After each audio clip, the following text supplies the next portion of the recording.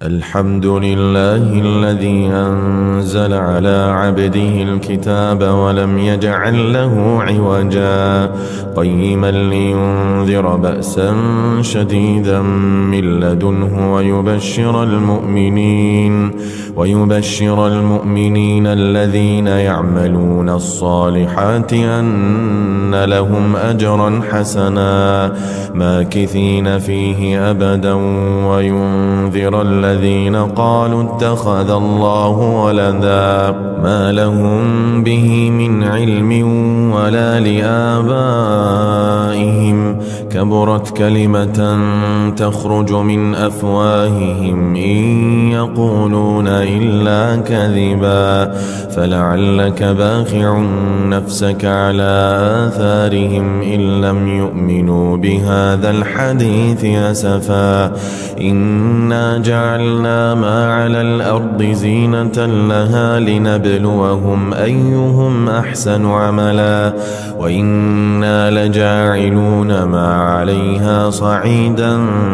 جرزا أم حسبت أن أصحاب الكهف والرقيم كانوا من آياتنا عجبا إذا والفتية إلى الكهف فقالوا ربنا آتنا من لدنك رحمة وهيئ لنا من أمرنا رشدا فضربنا على آذانهم في الكهف سنين عددا ثم بعثناهم لنعلم أي الحزبين أحصى لما لبثوا أمدا نحن نقص عليك نبأهم بالحق إنهم فتية آمنوا بربهم وزدناهم هدى وربطنا على قلوبهم إذ قاموا فقالوا ربنا رب السماوات والأرض لن ندعو من دونه إلها لقد قلنا إذا شططا هؤلاء قومنا اتخذوا من دونه آلهة لولا يأتون عليهم بسلطان بين فمن أظلم ممن افترى على الله كذبا وإذ اعتزلتموهم وما يعبدون إلا الله فأووا إلى الكهف ينشر لكم ربكم من رحمته ويهيئ لكم من أمركم مرفقا وترى الشمس إذا طلعت تزاور عن كهفهم ذات اليمين وإذا غربت تقرضهم ذات الشمال وهم في فجوة منه ذلك من آيات الله من يهد الله فهو المهتد ومن يضلل فلن تجد له وليا مرشدا وتحسبهم أيقاظا وهم رقود ونقلبهم ذات اليمين وذات الشمال وكلبهم باسط ذراعيه بالوصيد لو اطلعت عليهم لوليت منهم فرارا ولملئت منهم رعبا وكذلك بعثناهم ليتساءلوا بينهم قال قائل منهم كم لبثتم قالوا لبثنا يوما أو بعض يوم قالوا ربكم أعلم بما لبثتم فبعثوا أحدكم بورقكم هذه إلى المدينة فلينظر أيها أزكى طعاما فليأتكم برزق منه وليتلطف ولا يشعرن بكم أحدا إنهم إن يظهروا عليكم يرجموكم أو يعيدوكم في ملتهم ولن تفلحوا إذا أبدا وكذلك أعثرنا عليهم ليعلموا أن وعد الله حق وأن الساعة لا ريب فيها إذ يتنازعون بينهم أمرهم فقالوا ابنوا عليهم بنيانا ربهم أعلم بهم قال الذين غلبوا على أمرهم لنتخذن عليهم مسجدا سيقولون ثلاثة رابعهم كلبهم ويقولون خمسة سادسهم كلبهم رجما بالغيب ويقولون سبعة وثامنهم كلبهم قل ربي أعلم بعدتهم ما يعلمهم إلا قليل فلا تمار فيهم إلا مراء ظاهرا ولا تستفت فيهم منهم أحدا ولا تقولن لشيء إني فاعل ذلك غدا إلا أن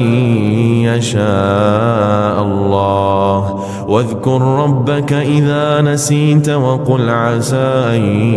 يهديني ربي لأقرب من هذا رشدا ولبثوا في كهفهم 300 سنين وازدادوا 9 قل الله أعلم بما لبثوا له غيب السماوات والأرض أبصر به وأسمع ما لهم من دونه من ولي ولا يشرك في حكمه أحدا واتل ما أوحي إليك من كتاب ربك لا مبدل لكلماته ولن تجد من دونه ملتحدا واصبر نفسك مع الذين يدعون ربهم بالغداة والعشي يريدون وجهه ولا تعد عيناك عنهم تريد زينة الحياة الدنيا ولا تطع من أغفلنا قلبه عن ذكرنا واتبع هواه وكان أمره فرطا وقل الحق من ربكم فمن شاء فليؤمن ومن شاء فليكفر إنا أعتدنا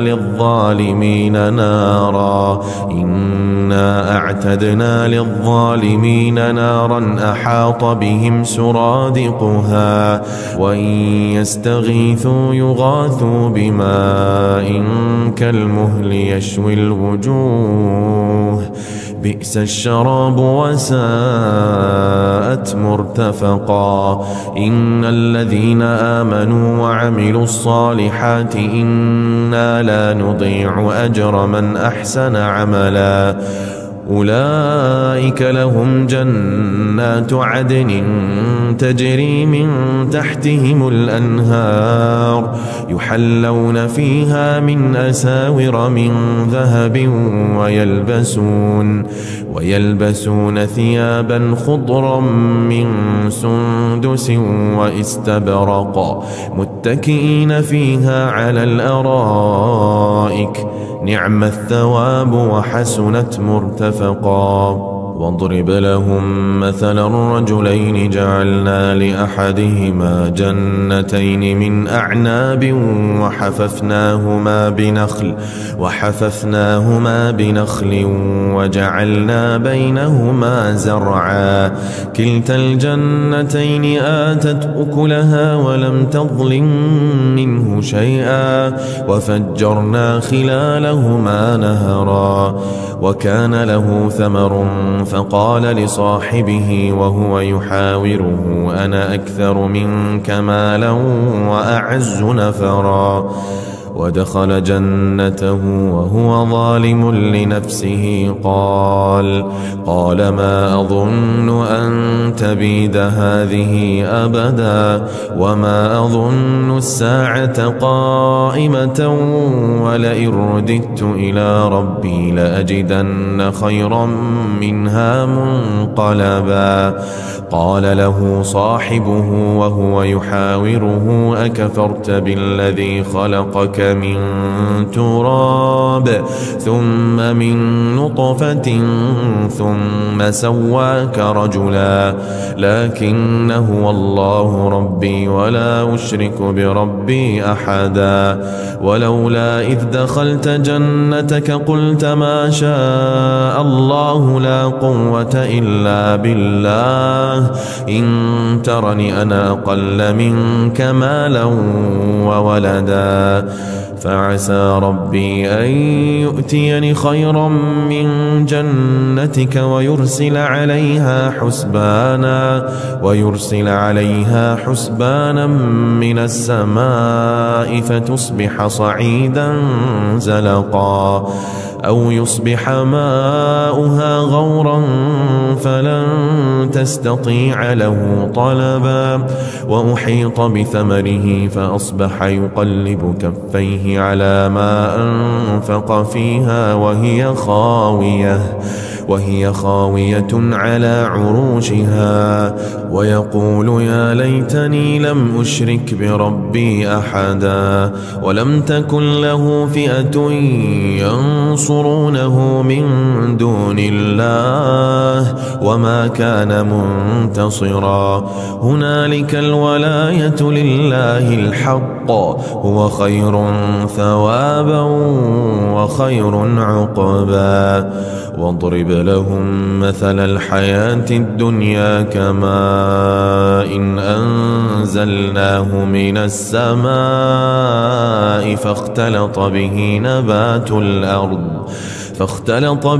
نبات الأرض فأصبح هشيما تذروه الرياح وكان الله على كل شيء مقتدرا. المال والبنون زينة الحياة الدنيا والباقيات الصالحات خير عند ربك ثوابا وخير أملا. ويوم نسير الجبال وترى الأرض بارزة وحشرناهم فلم نغادر منهم أحدا. وعرضوا على ربك صفا لقد جئتمونا كما خلقناكم أول مرة بل زعمتم أن لن نجعل لكم موعدا. ووضع الكتاب فترى المجرمين مشفقين مما فيه ويقولون يا ويلتنا ما لهذا الكتاب لا يغادر صغيرة ولا كبيرة إلا أحصاها ووجدوا ما عملوا حاضرا ولا يظلم ربك أحدا. وإذ قلنا للملائكة اسجدوا لآدم فسجدوا إلا إبليس كان من الجن ففسق عن أمر ربه أفتتخذونه وذريته أولياء من دوني وهم لكم عدو بئس للظالمين بدلا. ما أشهدتهم خلق السماوات والأرض ولا خلق أنفسهم وما كنت متخذ المضلين عضدا. ويوم يقول نادوا شركائي الذين زعمتم فدعوهم فلم يستجيبوا لهم وجعلنا بينهم موبقا. ورأى المجرمون النار فظنوا أنهم مواقعوها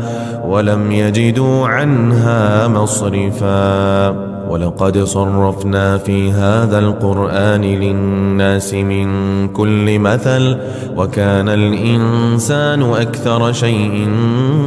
جدلا. وما منع الناس أن يؤمنوا إذ جاءهم الهدى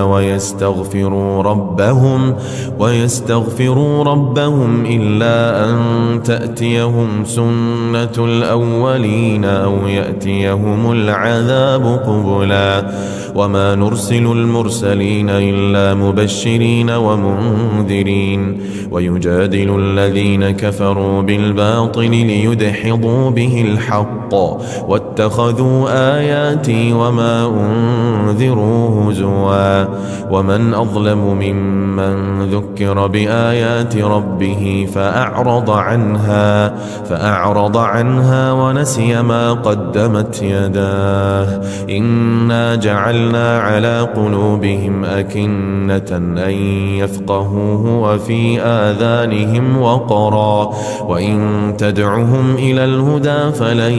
يهتدوا إذن أبدا. وربك الغفور ذو الرحمة لو يؤاخذهم بما كسبوا لعجل لهم العذاب بل لهم موعد لن يجدوا من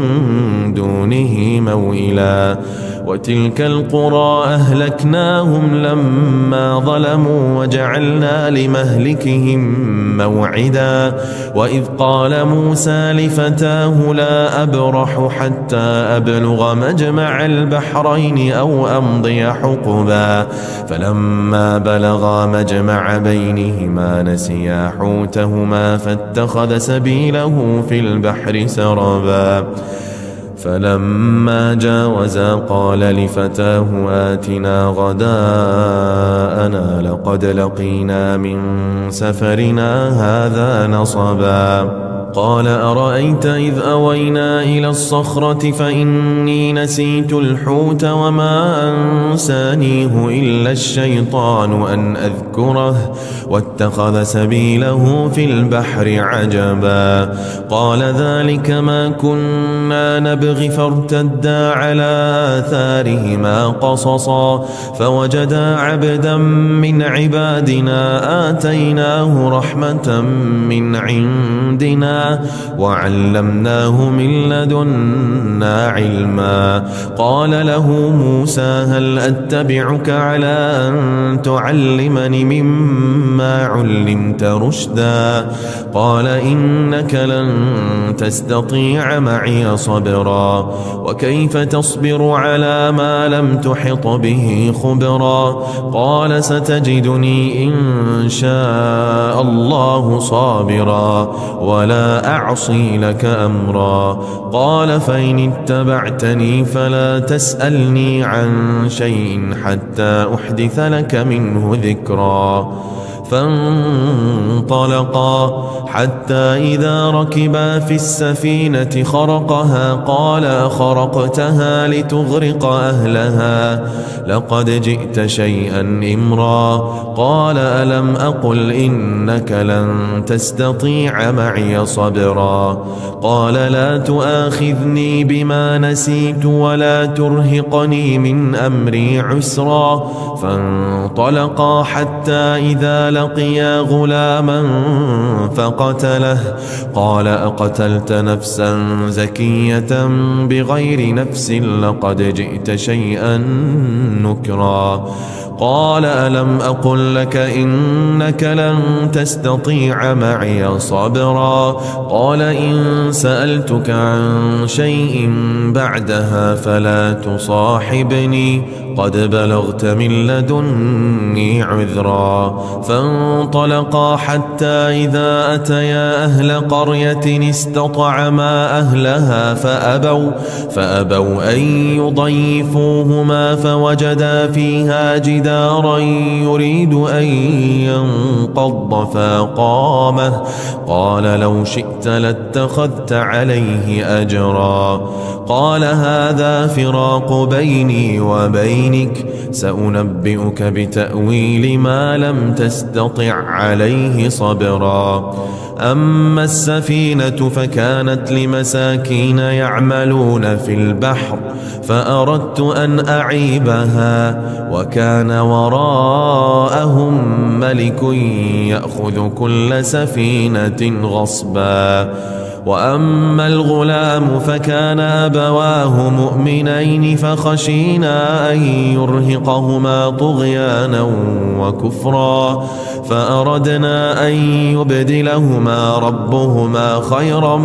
منه زكاة وأقرب رحما. وأما الجدار فكان لغلامين يتيمين في المدينة وكان تحته كنز لهما وكان أبوهما صالحا فأراد ربك أن يبلغا أشدهما ويستخرجا كنزهما رحمة من ربك وما فعلته عن أمري ذلك تأويل ما لم تسطع عليه صبرا. ويسألونك عن ذي القرنين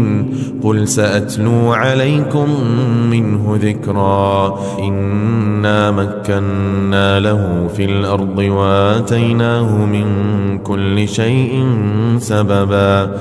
فأتبع سببا حتى إذا بلغ مغرب الشمس وجدها تغرب في عين حمئة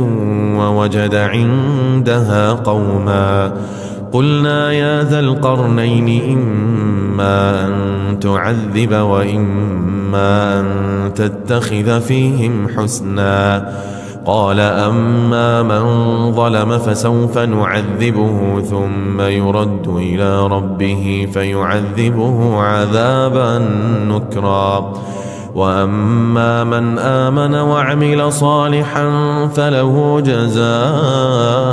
الحسنى وسنقول له من أمرنا يسرا. ثم أتبع سببا حتى إذا بلغ مطلع الشمس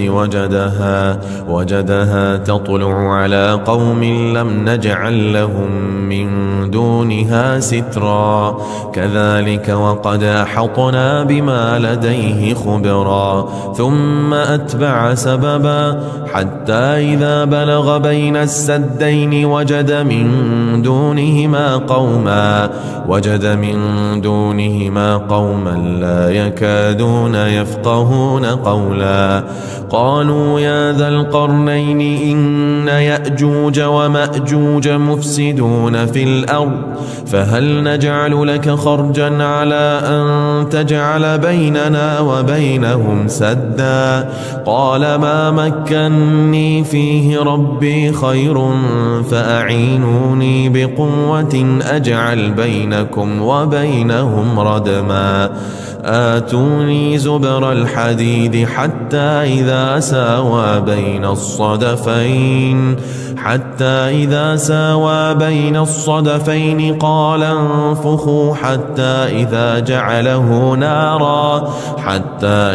جعله نارا قال آتوني أفرغ عليه قطرا. فما استطاعوا أن يظهروه وما استطاعوا له نقبا. قال هذا رحمة من ربي فإذا جاء وعد ربي جعله دكاء وكان وعد ربي حقا. وتركنا بعضهم يومئذ يموج في بعض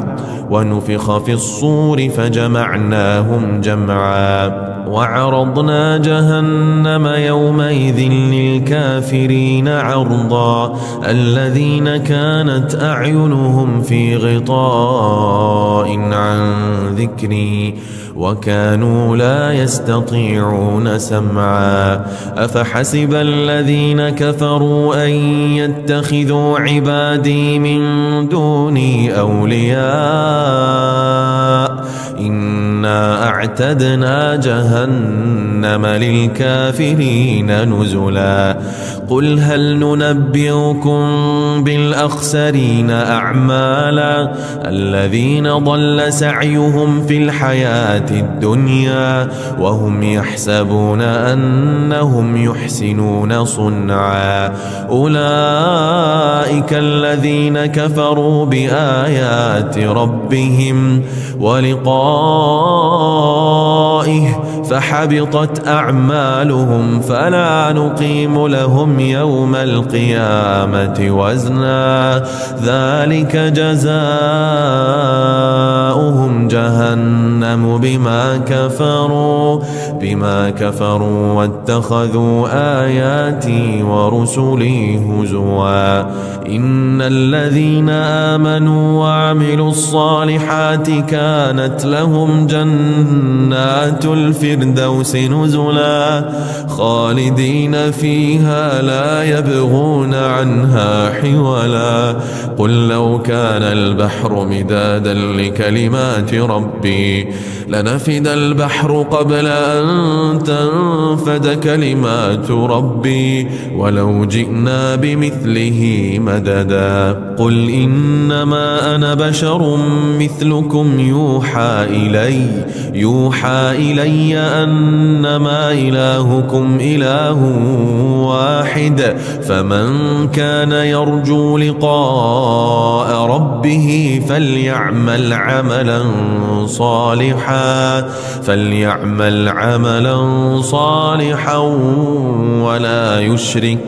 ولا يشرك بعبادة ربه أحدا الحمد لله الذي أنزل على عبده الكتاب ولم يجعل له عوجا قيما لينذر بأسا شديدا من لدنه ويبشر المؤمنين الذين يعملون الصالحات أن لهم أجرا حسنا ماكثين فيه أبدا وينذر الذين قالوا اتخذ الله ولدا ما لهم به من علم ولا لآبائهم كبرت كلمة تخرج من أفواههم إن يقولون إلا كذبا فلعلك باخع نفسك على آثارهم إن لم يؤمنوا بهذا الحديث أسفا إنا جعلنا ما على الأرض زينة لها لنبلوهم أيهم أحسن عملا وإنا لجاعلون ما عليها صعيدا جرزا أم حسبت أن أصحاب الكهف والرقيم كانوا من آياتنا عجبا إذ أوى الفتية إلى الكهف فقالوا ربنا آتنا من لدنك رحمة وهيئ لنا من أمرنا رشدا فضربنا على آذانهم في الكهف سنين عددا ثم بعثناهم لنعلم أي الحزبين أحصى لما لبثوا أمدا نحن نقص عليك نباهم بالحق إنهم فتية آمنوا بربهم وزدناهم هدى وربطنا على قلوبهم إذ قاموا فقالوا ربنا رب السماوات والأرض لن ندعو من دونه إلها لقد قلنا إذا شططا هؤلاء قومنا اتخذوا من دونه آلهة لولا يأتون عليهم بسلطان بين فمن أظلم ممن افترى على الله كذبا وإذ اعتزلتموهم وما يعبدون إلا الله فأووا إلى الكهف ينشر لكم ربكم من رحمته ويهيئ لكم من أمركم مرفقا وترى الشمس إذا طلعت تزاور عن كهفهم ذات اليمين وإذا غربت تقرضهم ذات الشمال وهم في فجوة منه ذلك من آيات الله من يهد الله فهو المهتد ومن يضلل فلن تجد له وليا مرشدا وتحسبهم أيقاظا وهم رقود ونقلبهم ذات اليمين وذات الشمال وكلبهم باسط ذراعيه بالوصيد لو اطلعت عليهم لوليت منهم فرارا ولملئت منهم رعبا وكذلك بعثناهم ليتساءلوا بينهم قال قائل منهم كم لبثتم قالوا لبثنا يوما أو بعض يوم قالوا ربكم أعلم بما لبثتم فبعثوا أحدكم بورقكم هذه إلى المدينة فلينظر أيها أزكى طعاما فليأتكم برزق منه وليتلطف ولا يشعرن بكم أحدا إنهم إن يظهروا عليكم يرجموكم أو يعيدوكم في ملتهم ولن تفلحوا إذا أبدا وكذلك أعثرنا عليهم ليعلموا أن وعد الله حق وأن الساعة لا ريب فيها إذ يتنازعون بينهم أمرهم فقالوا ابنوا عليهم بنيانا ربهم أعلم بهم قال الذين غلبوا على أمرهم لنتخذن عليهم مسجدا سيقولون ثلاثة رابعهم كلبهم ويقولون خمسة سادسهم كلبهم رجما بالغيب ويقولون سبعة وثامنهم كلبهم قل ربي أعلم بعدتهم ما يعلمهم إلا قليل فلا تمار فيهم إلا مراء ظاهرا ولا تستفت فيهم منهم أحدا ولا تقولن لشيء إني فاعل ذلك غدا إلا أن يشاء الله واذكر ربك إذا نسيت وقل عسى أن يهديني ربي لأقرب من هذا رشدا ولبثوا في كهفهم 300 سنين وازدادوا 9 قل الله أعلم بما لبثوا له غيب السماوات والأرض أبصر به وأسمع ما لهم من دونه من ولي ولا يشرك في حكمه أحدا واتل ما أوحي إليك من كتاب ربك لا مبدل لكلماته ولن تجد من دونه ملتحدا واصبر نفسك مع الذين يدعون ربهم بالغداة والعشي يريدون وجهه ولا تعد عيناك عنهم تريد زينة الحياة الدنيا ولا تطع من أغفلنا قلبه عن ذكرنا واتبع هواه وكان أمره فرطا وقل الحق من ربكم فمن شاء فليؤمن ومن شاء فليكفر إنا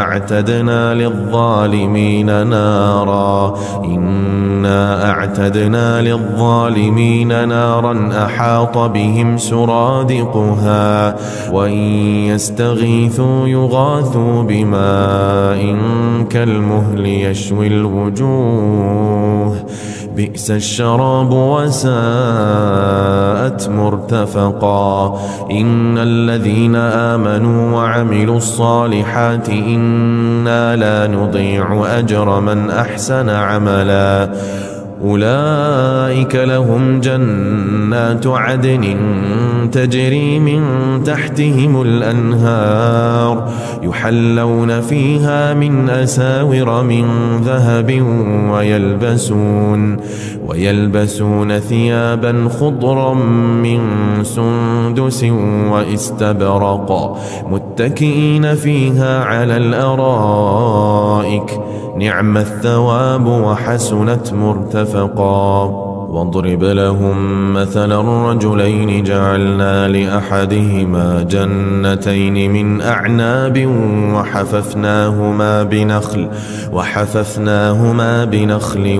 وجعلنا بينهما زرعا كلتا الجنتين آتت أكلها ولم تظلم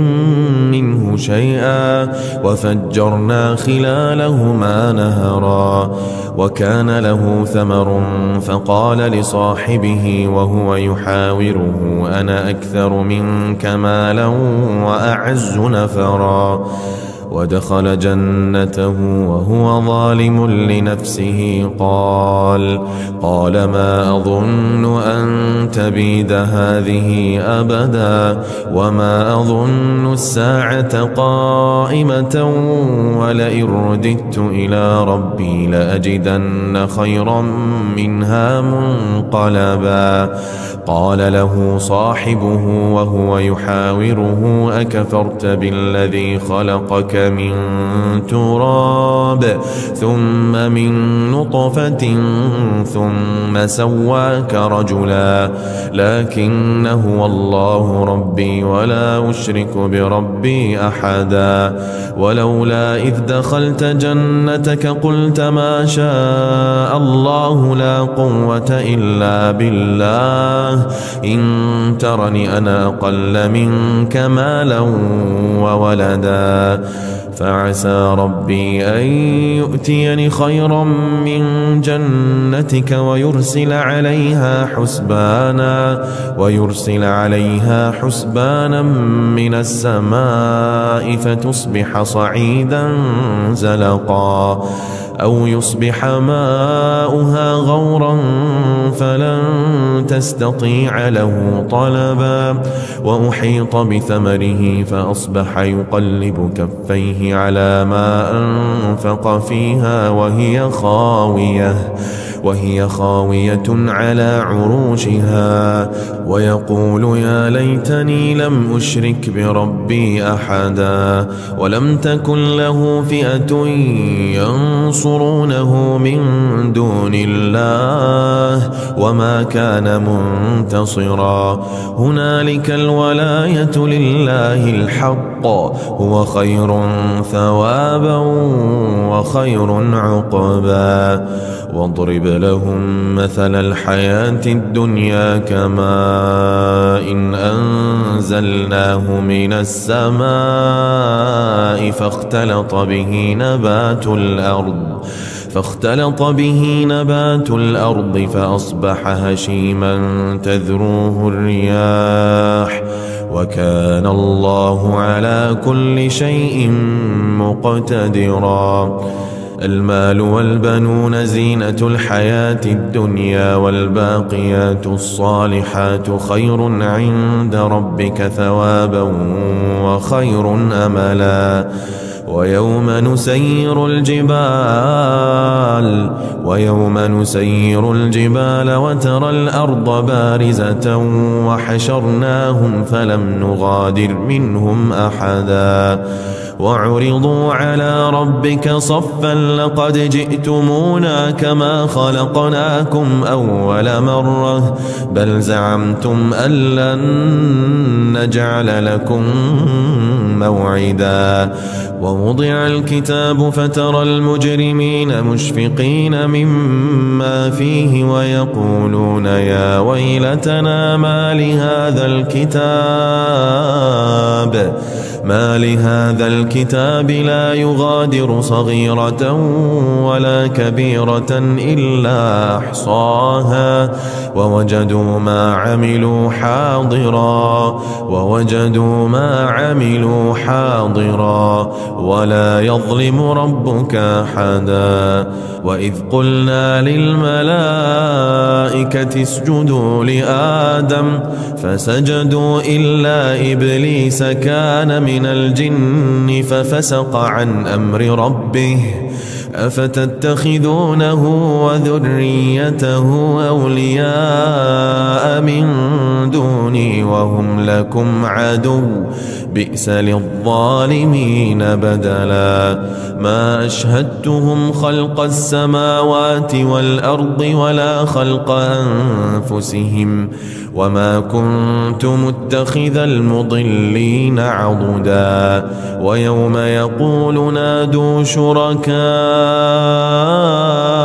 الذين زعمتم فدعوهم فلم يستجيبوا لهم وجعلنا بينهم موبقا. ورأى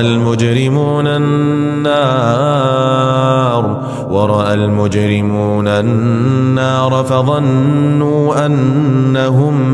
مواقعوها ولم يجدوا عنها مصرفا. ولقد صرفنا في هذا القرآن للناس من كل مثل وكان الإنسان أكثر شيء جدلا. وما منع الناس أن يؤمنوا إذ جاءهم الهدى ويستغفروا ربهم إلا أن تأتيهم سنة الأولين أو يأتيهم العذاب قبلا. وما نرسل المرسلين إلا مبشرين ومنذرين ويجادل الذين كفروا بالباطل ليدحضوا به الحق واتخذوا آياتي وما أنذروا هزوا. ومن أظلم ممن ذكر بآيات ربه فأعرض عنها ونسي ما قدمت يداه. إنا جعلنا على قلوبهم أكنة أن يفقهوه وفي آذانهم وقرا وإن تدعهم إلى الهدى فلن يهتدوا إذن أبدا. وربك الغفور ذو الرحمة لو يؤاخذهم بما كسبوا لعجل لهم العذاب بل لهم موعد لن يجدوا من دونه موئلا. وتلك القرى أهلكناهم لما ظلموا وجعلنا لمهلكهم موعدا. وإذ قال موسى لفتاه لا أبرح حتى أبلغ مجمع البحرين أو أمضي حقبا فلما بلغا مجمع بينهما نسيا حوتهما فاتخذ سبيله في البحر سربا. فلما جاوزا قال لفتاه آتنا غداءنا لقد لقينا من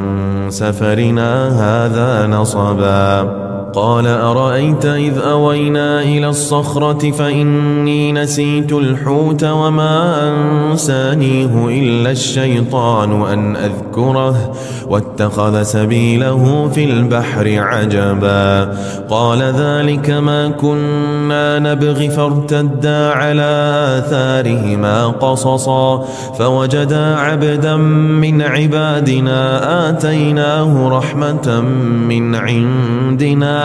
وعلمناه من لدنا علما. قال له موسى هل أتبعك على أن تعلمني مما علمت رشدا. قال إنك لن تستطيع معي صبرا وكيف تصبر على ما لم تحط به خبرا. قال ستجدني إن شاء الله صابرا ولا أعصي لك أمرا. قال فإن اتبعتني فلا تسألني عن شيء حتى أحدث لك منه ذكرا. فانطلقا حتى إذا ركبا في السفينة خرقها قال خرقتها لتغرق أهلها لقد جئت شيئا إمرا قال ألم أقل إنك لن تستطيع معي صبرا قال لا تؤاخذني بما نسيت ولا ترهقني من أمري عسرا فانطلقا حتى إذا لقيا غلاما فقتله قال أقتلت نفسا زكية بغير نفس لقد جئت شيئا نكرا قال ألم أقل لك إنك لن تستطيع معي صبرا قال إن سألتك عن شيء بعدها فلا تصاحبني قد بلغت من لدني عذرا فانطلقا حتى إذا أتيا أهل قرية استطعما أهلها فأبوا أن يضيفوهما فوجدا فيها جدارا يريد أن ينقض فقامه قال لو شئت لاتخذت عليه أجرا قال هذا فراق بيني وبينك سأنبئك بتأويل ما لم تستطع عليه صبرا أما السفينة فكانت لمساكين يعملون في البحر فأردت أن أعيبها وكان وراءهم ملك يأخذ كل سفينة غصبا وأما الغلام فكان أبواه مؤمنين فخشينا أن يرهقهما طغيانا وكفرا فأردنا أن يبدلهما ربهما خيرا منه زكاة وأقرب رحما وأما الجدار فكان لغلامين يتيمين في المدينة وكان تحته كنز لهما وكان أبوهما صالحا فأراد ربك أن يبلغا أشدهما ويستخرجا كنزهما رحمة من ربك وما فعلته عن أمري ذلك تأويل ما لم تسطع عليه صبرا ويسألونك عن ذي القرنين قل سأتلو عليكم منه ذكرا إنا مكنا له في الأرض وآتيناه من كل شيء سببا فأتبع سببا حتى إذا بلغ مغرب الشمس وجدها تغرب في عين حمئة ووجد عندها قوما قلنا يا ذا القرنين إما أن تعذب وإما أن تتخذ فيهم حسنا قال أما من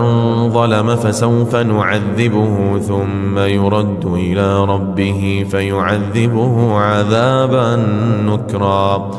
وأما من آمن وعمل صالحا فله جزاء الحسنى وسنقول له من أمرنا يسرا ثم أتبع سببا حتى إذا بلغ مطلع الشمس وجدها تطلع على قوم لم نجعل لهم من دونها سترا كذلك وقد أحطنا بما لديه خبرا ثم أتبع سببا حتى إذا بلغ بين السدين وجد من دونهما قوما لا يكادون يفقهون قولا قالوا يا ذا القرنين إن يأجوج ومأجوج مفسدون في الأرض فهل نجعل لك خرجا على أن تجعل بيننا وبينهم سدا قال ما مكني فيه ربي خير فأعينوني بقوة أجعل بينكم وبينهم ردما آتوني زبر الحديد حتى إذا ساوى بين الصدفين قال انفخوا حتى إذا جعله نارا قال آتوني أفرغ عليه قطرا فما استطاعوا أن يظهروه وما استطاعوا له نقبا قال هذا رحمة من ربي فإذا جاء وعد ربي جعله دكاء وكان وعد ربي حقا وتركنا بعضهم يومئذ يموج في بعض ونفخ في الصور فجمعناهم جمعا وعرضنا جهنم يومئذ للكافرين عرضا الذين كانت أعينهم في غطاء عن ذكري وكانوا لا يستطيعون سمعا أفحسب الذين كفروا أن يتخذوا عبادي من دوني أولياء إنا أعتدنا جهنم للكافرين نزلا قل هل ننبئكم بالأخسرين أعمالا الذين ضل سعيهم في الحياة الدنيا وهم يحسبون أنهم يحسنون صنعا أولئك الذين كفروا بآيات ربهم ولقائه فحبطت أعمالهم فلا نقيم لهم يوم القيامة وزنا ذلك جزاؤهم جهنم بما كفروا واتخذوا آياتي ورسلي هزوا إن الذين آمنوا وعملوا الصالحات كانت لهم جنات الفردوس نزلا خالدين فيها لا يبغون عنها حولا قل لو كان البحر مدادا لكلمات ربي لنفد البحر قبل أن تنفد كلمات ربي ولو جئنا بمثله مددا قل إنما أنا بشر مثلكم يوحى إلي أنما إلهكم إله واحد فمن كان يرجو لقاء ربه فليعمل عملا صالحا ولا يشرك بعبادة ربه أحدا الحمد لله الذي أنزل على عبده الكتاب ولم يجعل له عوجا قيما لينذر بأسا شديدا من لدنه ويبشر المؤمنين الذين يعملون الصالحات أن لهم أجرا حسنا ماكثين فيه أبدا وينذر الذين قالوا اتخذ الله ولدا ما لهم به من علم ولا لآبائهم كبرت كلمة تخرج من أفواههم إن يقولون إلا كذبا فلعلك باخع نفسك على آثارهم إن لم يؤمنوا بهذا الحديث أسفا إنا جعلنا ما على الأرض زينة لها لنبلوهم أيهم أحسن عملا وإنا لجاعلون فجعلناها عليها صعيدا جرزا أم حسبت أن أصحاب الكهف والرقيم كانوا من آياتنا عجبا إذ أوى الفتية إلى الكهف فقالوا ربنا آتنا من لدنك رحمة وهيئ لنا من أمرنا رشدا فضربنا على آذانهم في الكهف سنين عددا ثم بعثناهم لنعلم أي الحزبين أحصى لما لبثوا أمدا نحن نقص عليك نبأهم بالحق إنهم فتية آمنوا بربهم وزدناهم هدى وربطنا على قلوبهم إذ قاموا فقالوا ربنا رب السماوات والأرض لن ندعو من دونه إلها لقد قلنا إذا شططا هؤلاء قومنا اتخذوا من دونه آلهة لولا يأتون عليهم بسلطان بين فمن أظلم ممن افترى على الله كذبا وإذ اعتزلتموهم وما يعبدون إلا الله فأووا إلى الكهف ينشر لكم ربكم من رحمته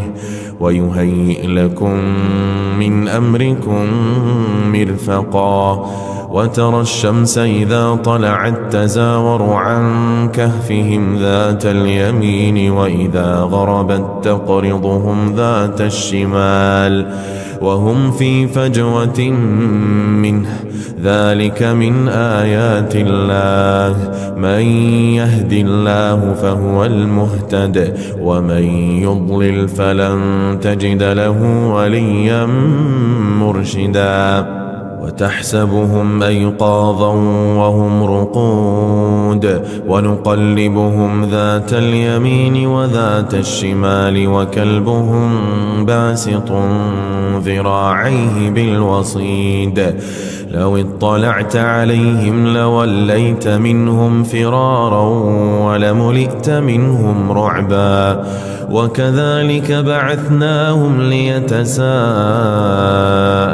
بينهم قال قائل منهم كم لبثتم قالوا لبثنا يوما أو بعض يوم قالوا ربكم أعلم بما لبثتم فبعثوا أحدكم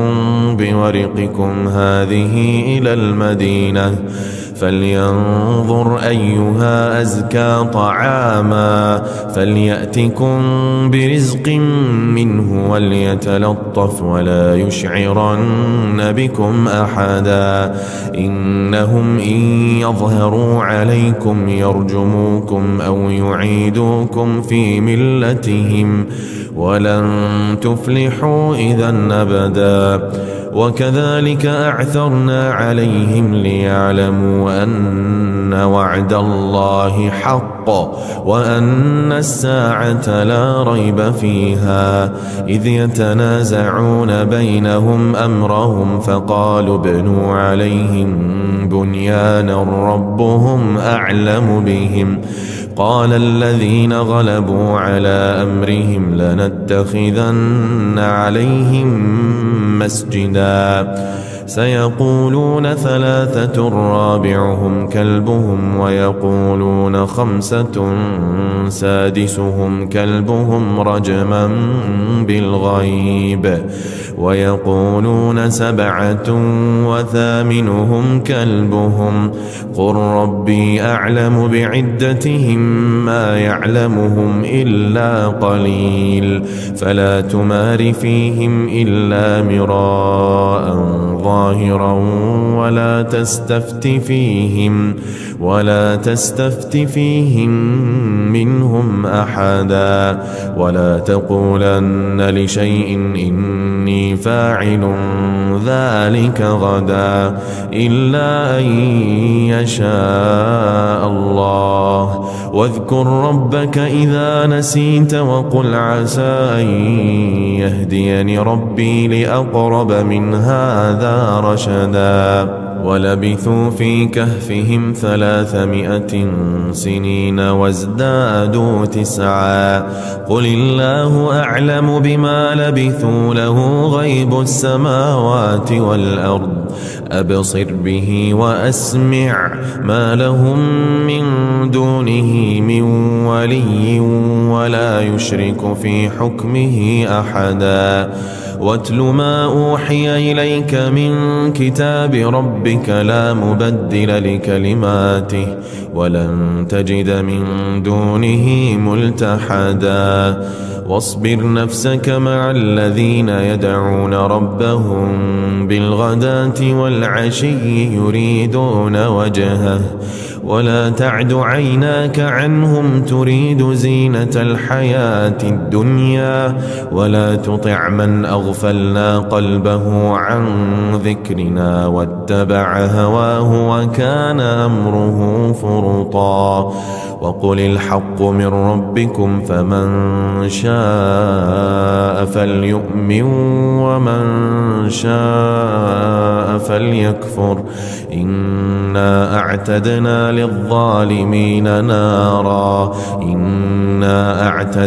للظالمين نارا أحاط بهم سرادقها وإن يستغيثوا يغاثوا بماء كالمهل يشوي الوجوه بئس الشراب وساءت مرتفقا إن الذين آمنوا وعملوا الصالحات إنا لا نضيع أجر من أحسن عملا أولئك لهم جنات عدن تجري من تحتهم الأنهار يحلون فيها من أساور من ذهب ويلبسون ثيابا خضرا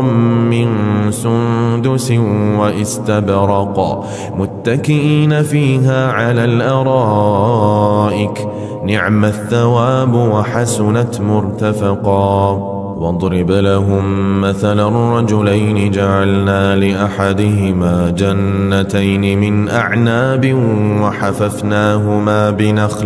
وحففناهما بنخل وجعلنا بينهما زرعا كلتا الجنتين آتت أكلها ولم تظلم منه شيئا وفجرنا خلالهما نهرا وكان له ثمر فقال لصاحبه وهو يحاوره أنا أكثر منك مالا وأعز نفرا ودخل جنته وهو ظالم لنفسه قال ما أظن أن تبيد هذه أبدا وما أظن الساعة قائمة ولئن رددت إلى ربي لأجدن خيرا منها منقلبا قال له صاحبه وهو يحاوره أكفرت بالذي خلقك من تراب ثم من نطفة ثم سواك رجلا لكن هو الله ربي ولا أشرك بربي أحدا ولولا إذ دخلت جنتك قلت ما شاء الله لا قوة إلا بالله إن ترني أنا أقل منك مالا وولدا فعسى ربي أن يؤتيني خيرا من جنتك ويرسل عليها حسبانا من السماء فتصبح صعيدا زلقا أو يصبح ماؤها غورا فلن تستطيع له طلبا وأحيط بثمره فأصبح يقلب كفيه على ما أنفق فيها وهي خاوية على عروشها ويقول يا ليتني لم أشرك بربي أحدا ولم تكن له فئة ينصرونه من دون الله وما كان منتصرا هنالك الولاية لله الحق هو خير ثوابا وخير عقبا واضرب لهم مثل الحياة الدنيا كماء إن أنزلناه من السماء فاختلط به نبات الأرض فأصبح هشيما تذروه الرياح وكان الله على كل شيء مقتدرا المال والبنون زينة الحياة الدنيا والباقيات الصالحات خير عند ربك ثوابا وخير أملا ويوم نسير الجبال وترى الأرض بارزة وحشرناهم فلم نغادر منهم أحدا وعرضوا على ربك صفا لقد جئتمونا كما خلقناكم أول مرة بل زعمتم أن لن نجعل لكم موعدا ووضع الكتاب فترى المجرمين مشفقين مما فيه ويقولون يا ويلتنا ما لهذا الكتاب لا يغادر صغيرة ولا كبيرة إلا أحصاها ووجدوا ما عملوا حاضرا ولا يظلم ربك أحدا وإذ قلنا للملائكة اسجدوا لآدم فسجدوا إلا إبليس كان من الجن ففسق عن أمر ربه أفتتخذونه وذريته أولياء من دوني وهم لكم عدو بئس للظالمين بدلا ما أشهدتهم خلق السماوات والأرض ولا خلق أنفسهم وما كنت متخذ المضلين عضدا ويوم يقول نادوا شركائي الذين زعمتم فدعوهم فلم يستجيبوا لهم وجعلنا بينهم موبقا ورأى المجرمون النار فظنوا أنهم مواقعوها ولم يجدوا عنها مصرفا ولقد صرفنا في هذا القرآن للناس من كل مثل وكان الإنسان أكثر شيء جدلا وما منع الناس أن يؤمنوا إذ جاءهم الهدى ويستغفروا ربهم إلا أن تأتيهم سنة الأولين أو يأتيهم العذاب قبلا وما نرسل المرسلين إلا مبشرين ومنذرين ويجادل الذين كفروا بالباطل ليدحضوا به الحق واتخذوا آياتي وما أنذروا هزوا ومن أظلم ممن ذكر بآيات ربه فأعرض عنها ونسي ما قدمت يداه إنا جعلنا على قلوبهم أكنة أن يفقهوه وفي آذانهم وقرا وإن تدعهم إلى الهدى فلن يهتدوا إذن أبدا وربك الغفور ذو الرحمة لو يؤاخذهم بما كسبوا لعجل لهم العذاب بل لهم موعد لن يجدوا من دونه موئلا وتلك القرى أهلكناهم لما ظلموا وجعلنا لمهلكهم موعدا وإذ قال موسى لفتاه لا أبرح حتى أبلغ مجمع البحرين أو أمضي حقبا فلما بلغا مجمع بينهما نسيا حوتهما فاتخذ سبيله في البحر سربا فلما جاوزا قال لفتاه آتنا غداءنا لقد لقينا من سفرنا هذا نصبا قال أرأيت إذ أوينا إلى الصخرة فإني نسيت الحوت وما أنسانيه إلا الشيطان أن أذكره واتخذ سبيله في البحر عجبا قال ذلك ما كنا نبغي فارتدا على آثارهما قصصا فوجدا عبدا من عبادنا آتيناه رحمة من عندنا وعلمناه من لدنا علما قال له موسى هل أتبعك على أن تعلمني مما علمت رشدا قال إنك لن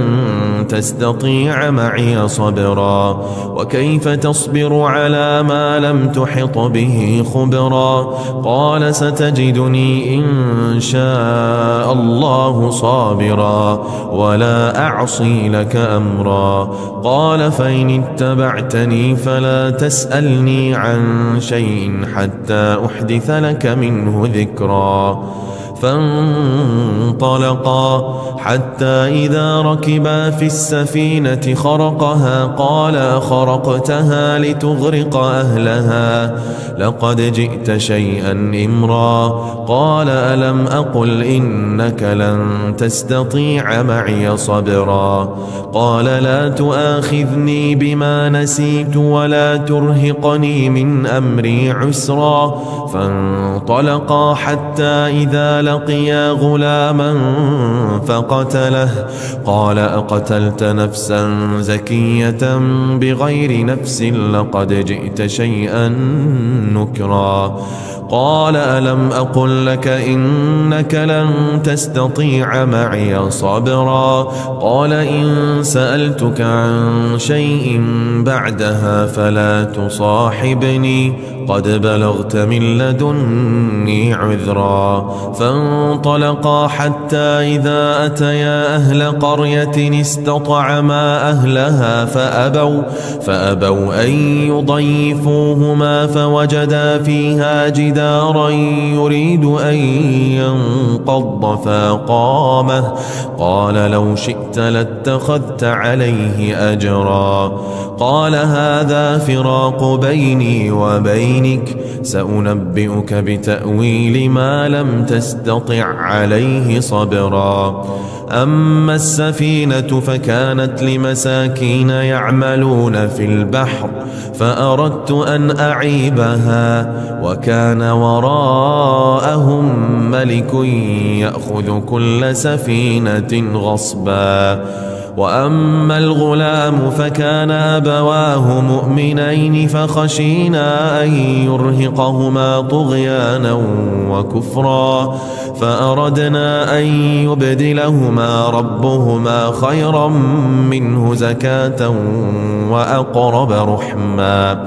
وأما الجدار فكان لغلامين يتيمين في المدينة وكان تحته كنز لهما وكان أبوهما صالحا فأراد ربك أن يبلغا أشدهما ويستخرجا كنزهما رحمة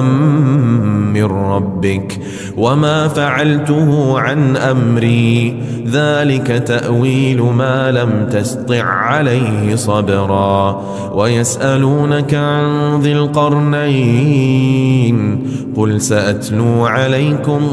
منه ذكرا إنا مكنا له في الأرض وآتيناه من كل شيء سببا فأتبع سببا حتى إذا بلغ مغرب الشمس وجدها تغرب في عين حمئة ووجد عندها قوما.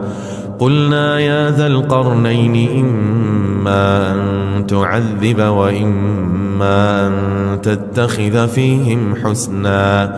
قال أما من ظلم فسوف نعذبه ثم يرد إلى ربه فيعذبه عذابا نكرا.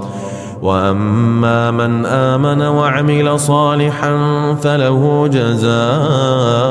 الحسنى وسنقول له من أمرنا يسرا. ثم أتبع سببا حتى إذا بلغ مطلع الشمس وجدها تطلع على قوم لم نجعل لهم من دونها سترا. كذلك وقد أحطنا بما لديه خبرا. ثم أتبع سببا حتى إذا بلغ بين السدين وجد من دونهما قوما لا يكادون يفقهون قولا. قالوا يا ذا القرنين إن يأجوج ومأجوج مفسدون في الأرض فهل نجعل لك خرجا على أن تجعل بيننا وبينهم سدا. قال ما مكني فيه ربي خير فأعينوني بقوة أجعل بينكم وبينهم ردما. آتوني زبر الحديد حتى إذا ساوى بين الصدفين قال انفخوا حتى إذا جعله نارا قال آتوني أفرغ عليه قطرا. فما استطاعوا أن يظهروه وما استطاعوا له نقبا. قال هذا رحمة من ربي فإذا جاء وعد ربي جعله دكاء وكان وعد ربي حقا. وتركنا بعضهم يومئذ يموج في بعض ونفخ في الصور فجمعناهم جمعا. وعرضنا جهنم يومئذ للكافرين عرضا. الذين كانت أعينهم في غطاء عن ذكري وكانوا لا يستطيعون سمعا. أفحسب الذين كفروا أن يتخذوا عبادي من دوني أولياء إنا أعتدنا جهنم للكافرين نزلا. قل هل ننبئكم بالأخسرين أعمالا الذين ضل سعيهم في الحياة الدنيا وهم يحسبون أنهم يحسنون صنعا. أولئك الذين كفروا بآيات ربهم ولقائه فحبطت أعمالهم فلا نقيم لهم يوم القيامة وزنا. ذلك جزاؤهم جهنم بما كفروا واتخذوا آياتي ورسلي هزوا. إن الذين آمنوا وعملوا الصالحات كانت لهم جنات الفردوس نزلا خالدين فيها لا يبغون عنها حولا. قل لو كان البحر مدادا لكلمات ربي لنفد البحر قبل أن تنفد كلمات ربي ولو جئنا بمثله مددا. قل إنما أنا بشر مثلكم يوحى إلي أنما إلهكم إله واحد فمن كان يرجو لقاء ربه فليعمل عملا صالحا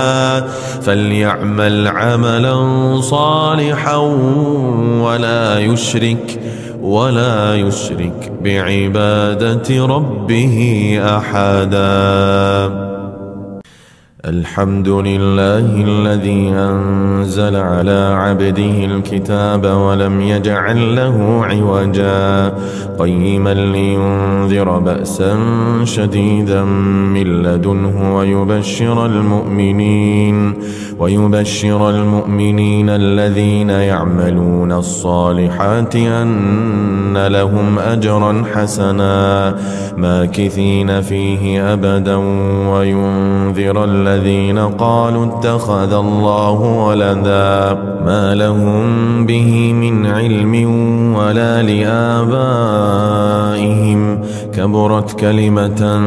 تخرج من أفواههم إن يقولون إلا كذبا فلعلك باخع نفسك على آثارهم إن لم يؤمنوا بهذا الحديث أسفا إنا جعلنا ما على الأرض زينة لها لنبلوهم أيهم أحسن عملا وإنا لجاعلون ما عليها صعيدا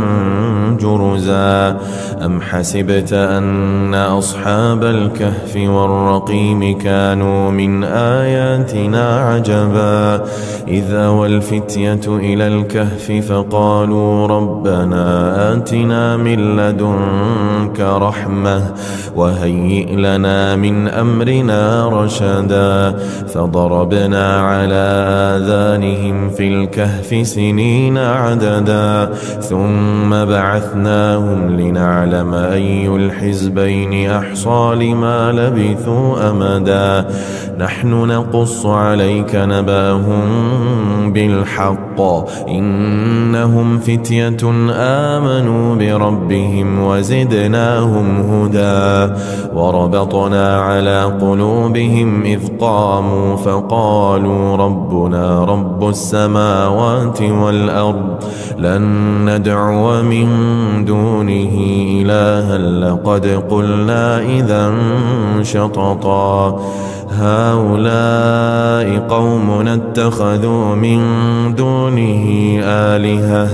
لولا يأتون عليهم بسلطان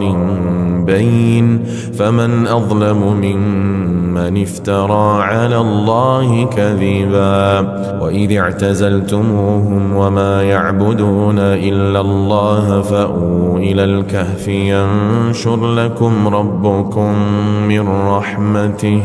ويهيئ لكم من أمركم مرفقا وترى الشمس إذا طلعت تزاور عن كهفهم ذات اليمين وإذا غربت تقرضهم ذات الشمال وهم في فجوة منه ذلك من آيات الله من يهد الله فهو المهتد ومن يضلل فلن تجد له وليا مرشدا وتحسبهم أيقاظا وهم رقود ونقلبهم ذات اليمين وذات الشمال وكلبهم باسط ذراعيه بالوصيد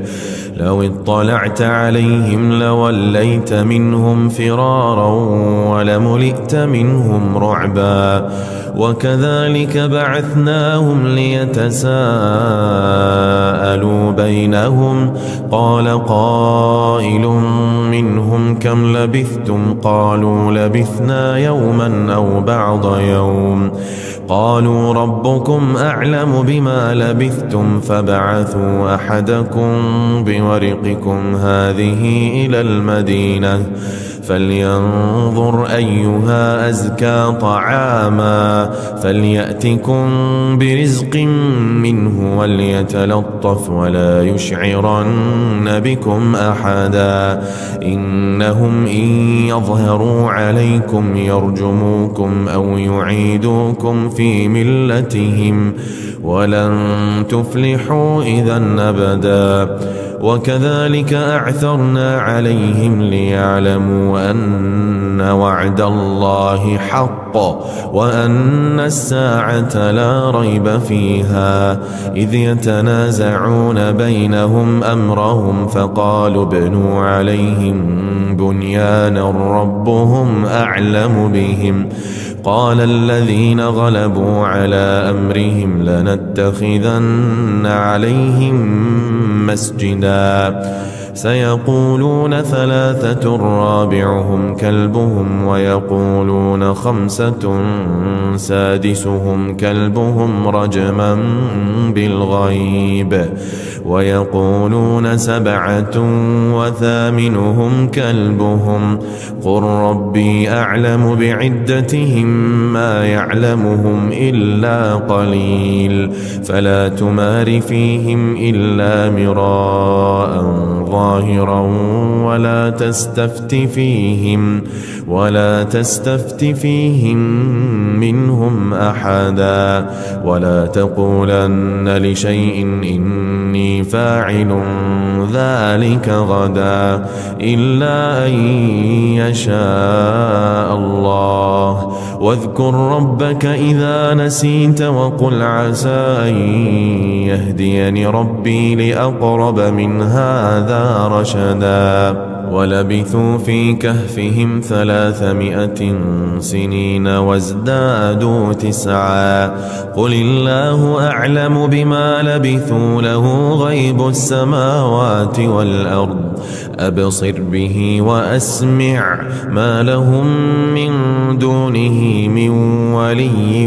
ولا يشرك في حكمه أحدا واتل ما أوحي إليك من كتاب ربك لا مبدل لكلماته ولن تجد من دونه ملتحدا واصبر نفسك مع الذين يدعون ربهم بالغداة والعشي يريدون وجهه ولا تعد عيناك عنهم تريد زينة الحياة الدنيا ولا تطع من أغفلنا قلبه عن ذكرنا واتبع هواه وكان أمره فرطا وقل الحق من ربكم فمن شاء فليؤمن ومن شاء فليكفر إنا أعتدنا للظالمين نارا أحاط بهم سرادقها وإن يستغيثوا يغاثوا بماء كالمهل يشوي الوجوه بئس الشراب وساءت مرتفقا إن الذين آمنوا وعملوا الصالحات إنا لا نضيع أجر من أحسن عملا أولئك لهم جنات عدن تجري من تحتهم الأنهار يحلون فيها من أساور من ذهب ويلبسون ثيابا خضرا من سندس واستبرق متكئين فيها على الأرائك نعم الثواب وحسنت مرتفقا واضرب لهم مثلا الرجلين جعلنا لأحدهما جنتين من أعناب وحففناهما بنخل وجعلنا بينهما زرعا كلتا الجنتين آتت أكلها ولم تظلم منه شيئا وفجرنا خلالهما نهرا وكان له ثمر فقال لصاحبه وهو يحاوره أنا أكثر منك مالا وأعز نفرا ودخل جنته وهو ظالم لنفسه قال ما أظن أن تبيد هذه أبدا وما أظن الساعة قائمة ولئن رددت إلى ربي لأجدن خيرا منها منقلبا. قال له صاحبه وهو يحاوره أكفرت بالذي خلقك من تراب ثم من نطفة ثم سواك رجلا لكن هو الله ربي ولا أشرك بربي أحدا. ولولا إذ دخلت جنتك قلت ما شاء الله لا قوة إلا بالله إن ترني أنا أقل منك مالا وولدا فعسى ربي أن يؤتيني خيرا من جنتك ويرسل عليها حسبانا من السماء فتصبح صعيدا زلقا أو يصبح ماؤها غورا فلن تستطيع له طلبا. وأحيط بثمره فأصبح يقلب كفيه على ما أنفق فيها وهي خاوية على عروشها ويقول يا ليتني لم أشرك بربي أحدا. ولم تكن له فئة ينصرونه من دون الله وما كان منتصرا. هنالك الولاية لله الحق هو خير ثوابا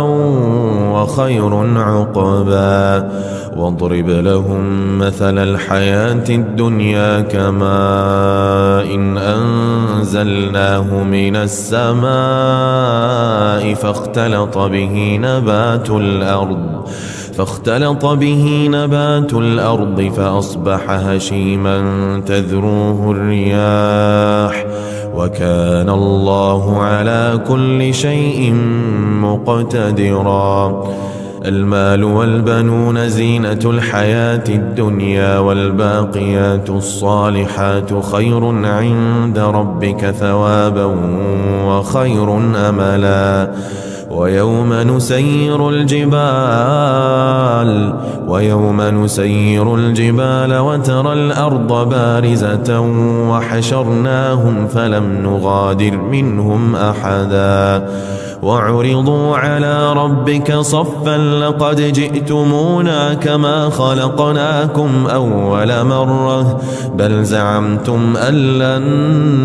نجعل لكم موعدا. ووضع الكتاب فترى المجرمين مشفقين مما فيه ويقولون يا ويلتنا ما لهذا الكتاب لا يغادر صغيرة ولا كبيرة إلا أحصاها ووجدوا ما عملوا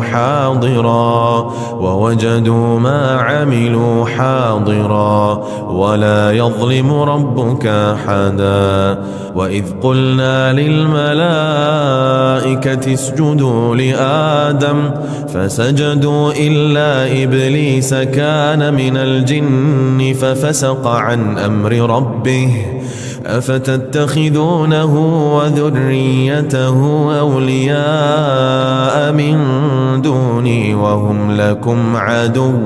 بئس للظالمين بدلا. ما أشهدتهم خلق السماوات والأرض ولا خلق أنفسهم وما كنت متخذ المضلين عضدا. ويوم يقول نادوا شركائي الذين زعمتم فدعوهم فلم يستجيبوا لهم وجعلنا بينهم موبقا. ورأى المجرمون النار النار ورأى المجرمون النار فظنوا أنهم